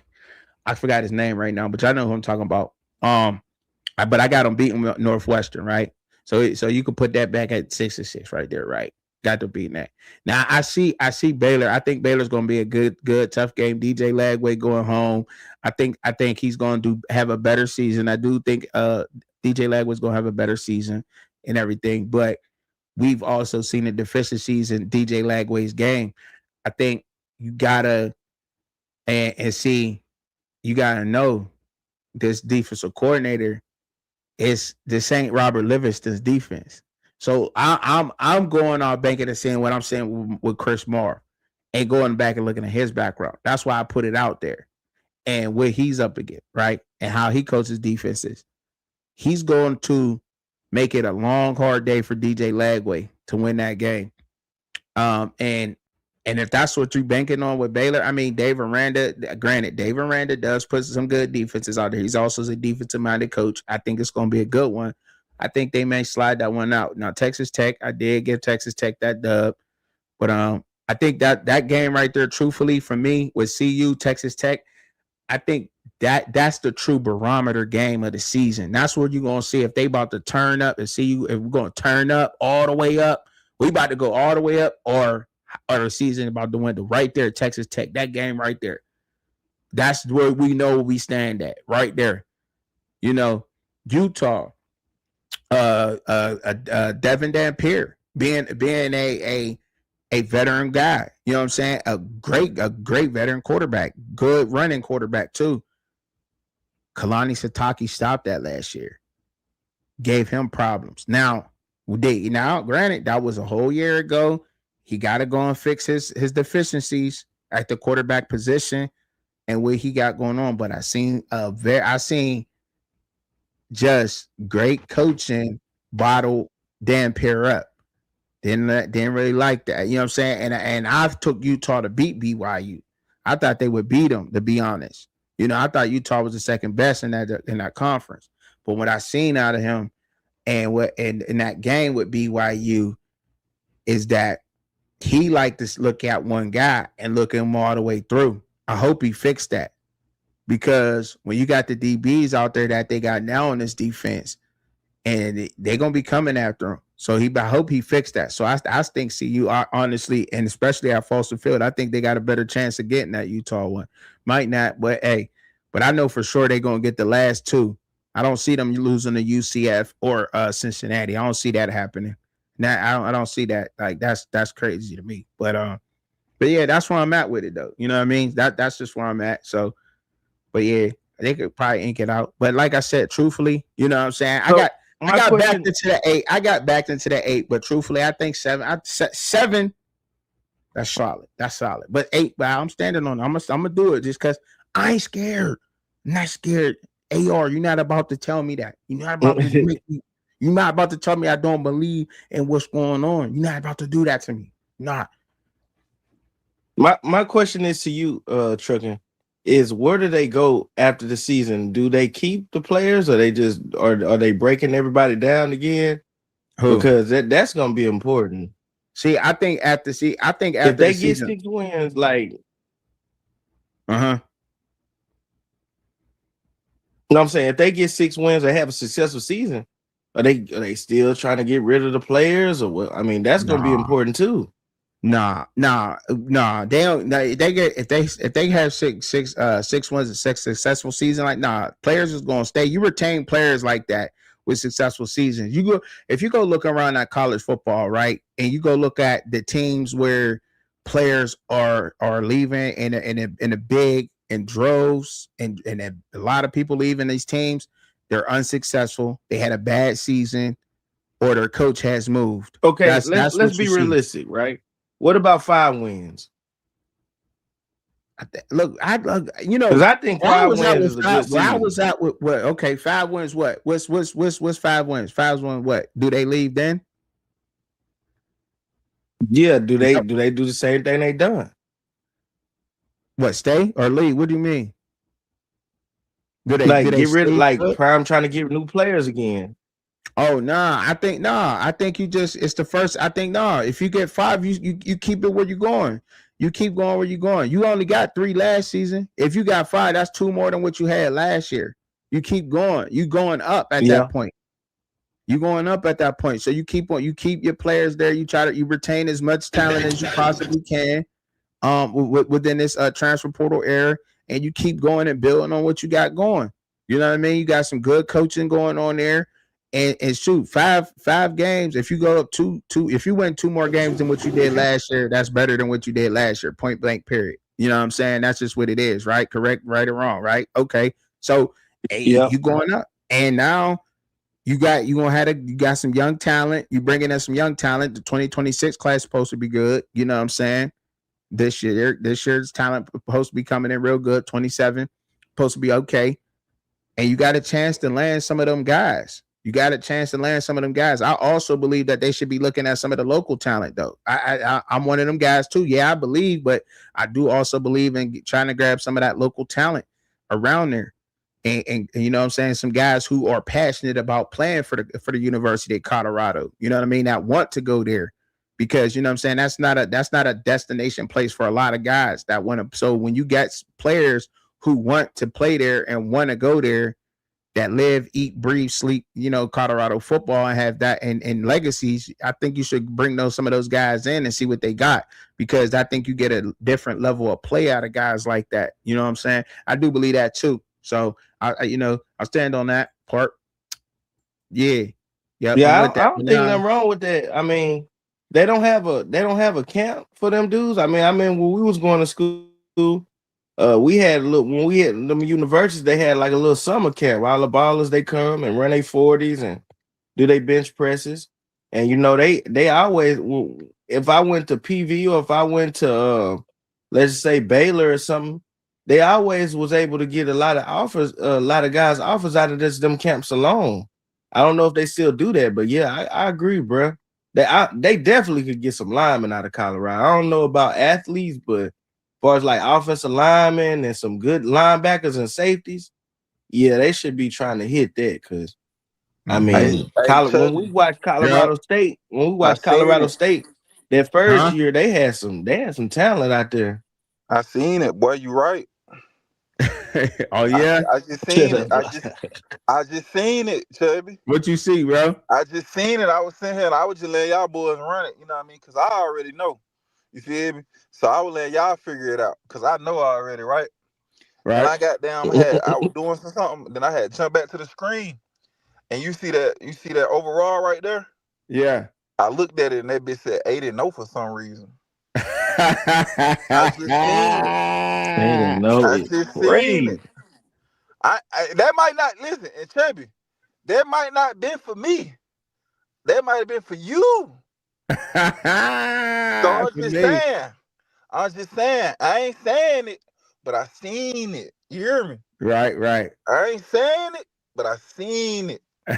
Okay. All Now right. So say look, I'm with with 8 wins, so y'all talking Big 12 championship talk, right? you. I don't Nah, know not what with you're talking eight. about. You ain't going I to mean, if you're championship gonna with eight. go ahead and go, say go home. Eight. You ain't gonna win with eight. You ain't go. I Okay, mean, so you you're ain't not not going to championship. Okay, so we can. not with 8 games. Nah, not with eight. Not with nine. Nine couldn't get you in. I mean, it all depends on how the conference line up this year, and you know what I'm saying? Because we did see an 8 win team win the conference, and you ain't wrong for that. You're thinking of Duke because of how the ACC played out with the inconsistencies. If that's that kind of year in the Big 12, you possibly can see that, but you know what I mean? But he was asking some questions, and my man Mike, he said people here local are losing their faith in Dion. There's a rumor that administration can't fire him because the buyout is too big. How much time you think Prime should get? How much time do I think he should get? I think this year is like a make or break year. I think that's been already said. I think the writing's on the wall kind of for that. You know what I mean? Like, look, because I say this simply because of the moves that has been made without and the moves that he like, kind of went out and made, like, you know, Rick George stepping down, the guy who brought him in. Like, Rick George seeing everything from afar and what he can do with just his cachet to the game, what he can bring, sponsors, etc, all the eyes, the sellout stadiums, all that, and then him stepping down, Rick George stepping down. I don't think Rick George wanted to leave that job. He was there for so long, comfortable. You know what I mean? And then the new AD comes in, the new coach, the new OC comes in. And then he starts letting go of his guys that he knows as friends from the hall. You know what I'm saying? Like, all right, I gotta let you go. You know what I'm saying? The production went there, you know what I'm saying? In these positions, defense kind of looked like I gotta let you go. Gotta let this guy go. Then guys walking away from the job. You know what I'm saying? So, and then bringing in other guys. So yeah, I think like this year is kind of a make or break for him. But the guys that he has brought in, I think you could possibly replace him with those guys. So I think this year is kind of that is kind of it. You know what I mean? Then you also said any details on why Warren Sapp stepped down from the coaching staff. No, I ain't got no details on that. I don't think nobody really do. You know what I'm saying? Like, um, I think it was just a I mutual got the agree. answer. What's that? Ask me. Why did Warren Sapp step down from the coaching staff? Cause we ain't on that buddy shit no more. All that shit is out the window. This shit here is serious business. You hear me? And I ain't got time. Like, if you can't get there and get with this nigga, get gone, baby. I ain't got time to drag you along when you kick the power lines down. We ain't doing that monkey shit here no more. You hear That's me? it. We ain't with all that no more. We going, man, listen, this train going north, nigga. Choo choo. That's it. This train going up top, baby. I'm telling you. I seen it. That boy You said Chubby Jr. he said truck it in the chat. Do you like Prime's idea that teams playing other schools for the spring games? I Or love y'all it. want to stop playing the game like some other schools are doing? The spring games. I like the idea of the college conference scrimmages. I like that idea better than the spring game. You know what I'm saying? I think a lot of schools start doing this so they ain't getting their players poached. You know what I'm saying? So they talented players ain't, but they should just make it more of a, put your backups in anyway. You know what I'm saying? Put your, see what you got there. So but I guess your players still can get poached that way too. Your backups, now your depth going away. But I like the idea of the college conference games though. I like that idea, Micah. With him in Syracuse. I don't know why they turned that down. That's crazy. I think that'd be something to watch. You know what I'm saying? It just for us out here that be fiending to watch football. I think enough people will tune in. You know what I'm saying? That's all. But yeah, man. I said 8 games. I gotta stand on it now. I already got backed up on it. He said all this belief gonna be gone in November. No, it's not, dog. No, it's not. No, it's not, Gun Junkie. No, it's not. No, it's not. No, it's not. It ain't going nowhere. I tell them I be It gone ain't till going nowhere. November. It ain't Buffs going nowhere. gonna win all winter. Ooh. Fuck they talking about Chubby? No, it's not. Tell them, Chubby. Tell them. Prime done already. He said he already unbuilt his escape plan. Nah, like that ain't no escape plan going Man, on, Prime man. going out on, he retiring on top, man. Like the champ, man. You know why, Chubby? What's Because up? hated to love it, the underdogs on top. And I'm gonna shine homie into my heart stop. Go ahead and envy me. Prime gonna shine on their ass, nigga. It is what it is. I'm MVP. Hey, I challenge you this. If you don't like it, don't cut it on. How about that? Don't watch no games then, nigga. And I ain't going nowhere, so you should get to know me. Exactly, Buff Nation, baby. Don't cut the TV on. If you don't like it, don't watch the live, nigga. Buff Nation. Oh man. Yeah, man. I'm like, hey, Chubby, I'm like Prime. Shout out all my haters, man. He said they just lost 9 games. Now they go on top. He said now they on top. She said, shut up. We're gonna watch her. He said, we're gonna watch. Run the Amanda like she got a crush on you, dog. Tell you, boy, my biggest fan. He said they skipping my comments. That's cold. Nah, I ain't skipping your comments, bro. I ain't skipping no comments. Now, you know what even be better though? It'd be better if it had a money sign in front of it. Yeah. If you want to make sure your comments sing, you want to make sure your comments beam, man, put $1 on it, man. Put $1 on the screen. Put $1 on the screen, man. Make sure it's seen, man. You know what I'm saying? Put $1 sign on the screen, bro. And Chubby got the game in a chokehold. He said, like I said, if Indiana can't win it after being trash since 1999, see, you can't be on that level. Man, yeah, drop a bomb for Micah. Yeah, they can. Yeah, drop they can. Bomb for Micah Haynes. Yeah, they can. Yeah, he see the vision, man. He see what's going on, man. Micah Hayes see what's popping out here. He see it. He see the opportunity for the primetime players to make primetime plays with a primetime performance, baby. He said, let me get that link one time. The link one time, it's right there. Cash App, Truckin Chubbzy. You see it right now on the bottom of the screen. Cash App, nigga, that's the link, man.